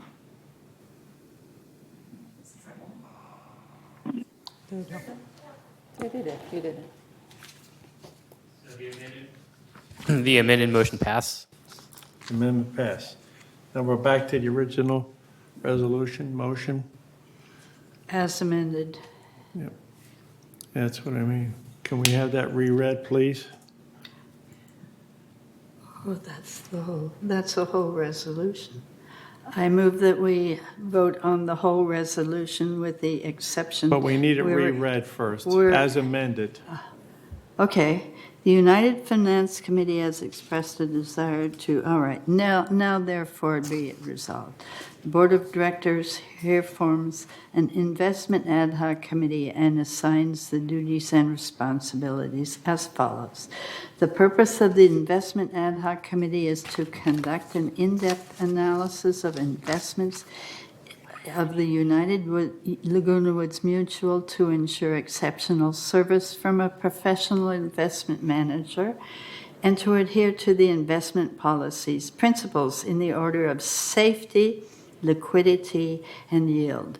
The investment ad hoc committee shall be comprised of 5 members, 1 director, and 4 members at large, selected by the Board of Directors based on their investment expertise. The investment ad hoc committee will be chaired by the treasurer of the board and will meet as often as determined necessary to accomplish the objectives. The investment ad hoc committee will study the history of investment strategies used in the community, understand our current investment policies, examine existing service agreements for professional investment services, review current investment portfolios, and evaluate yields. Okay? Everybody heard that? Everybody understands? Let's get the voting screen up here.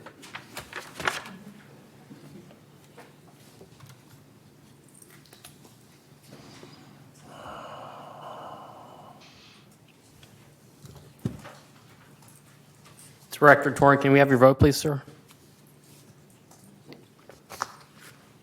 I vote for it. Thank you.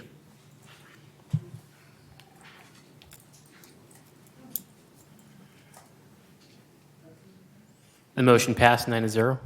Thank you. Motion passes. Moving on to, before director's comments, I'm going to take the lead on this because I want to acknowledge Director English. I worked with her from 2013 to 2015. She guided us through the PCM thing into VMS. She was also part of a group of people who found out that GRF was negotiating a $10 million loan without going through. So I'm going to ask give the floor to Director English. Director English, you have the floor. I'm delighted to see you all here, and it's so good for me to see you all, and you all seem pretty happy, and hopefully we'll get this difficulty sorted out. And you've just been a wonderful help, and I hope I see you somewhere else. Maybe I'll see you up in the sky or somewhere. But I love you all, and thank you so much for everything. Thank you. So we're on item 14 now, director's comments, director's card. We'll go around the table. What? Oh, for the. Director's comments. Oh, okay. Thank you. Yeah, sure. I would like actually, this is the last session of 2 board members that will not applying to run for board next year. Director Andre Torg, which his exceptional expertise in his past career caused United and GRF start strategy plan. He was pioneer to talk about the strategy plan as a necessary committee for the future of Laguna Woods.